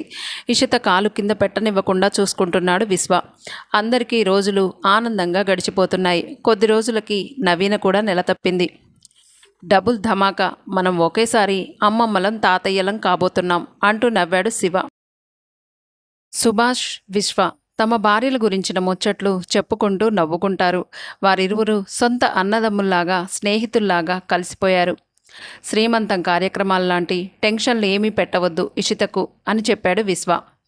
ఫార్మల్గా ఇంట్లోనే జరిపించేశారు ఆ కార్యక్రమం. విశ్వ చెప్పిన ఎక్సర్సైజులు చేస్తూ ఆరోగ్యమైనవి తింటూ ఆనందంగా ఉంది ఇషిత. సులభమైన కాన్పు జరిగి పండంటి బిడ్డ పుట్టాడు ఇషితకు. అందరి ఆనందం అంతా ఇంతా కాదు, ఒక పండగలా జరిగిపోయింది బారసాల ఫంక్షన్. బాబుని ప్రియాంక దగ్గర వదిలి హాస్పిటల్కి వెళ్ళొస్తుంటారు. నవీన చేత కూడా అవే ఎక్సర్సైజులు చేయిస్తూ ఎలాంటి ఫుడ్ తీసుకోవాలో చెప్పారు విశ్వ, ఇషిత. ప్రియాంక, శివ మాటలకు అస్సలు ఎదురు చెప్పడు సుభాష్. ఒక కొడుకులా మారిపోయాడు ఆ కుటుంబానికి సుభాష్. అత్తమామల ఆరోగ్యం విషయంలో ఏ చిన్న తేడా వచ్చినా చాలా జాగ్రత్తగా చూసుకుంటున్నాడు.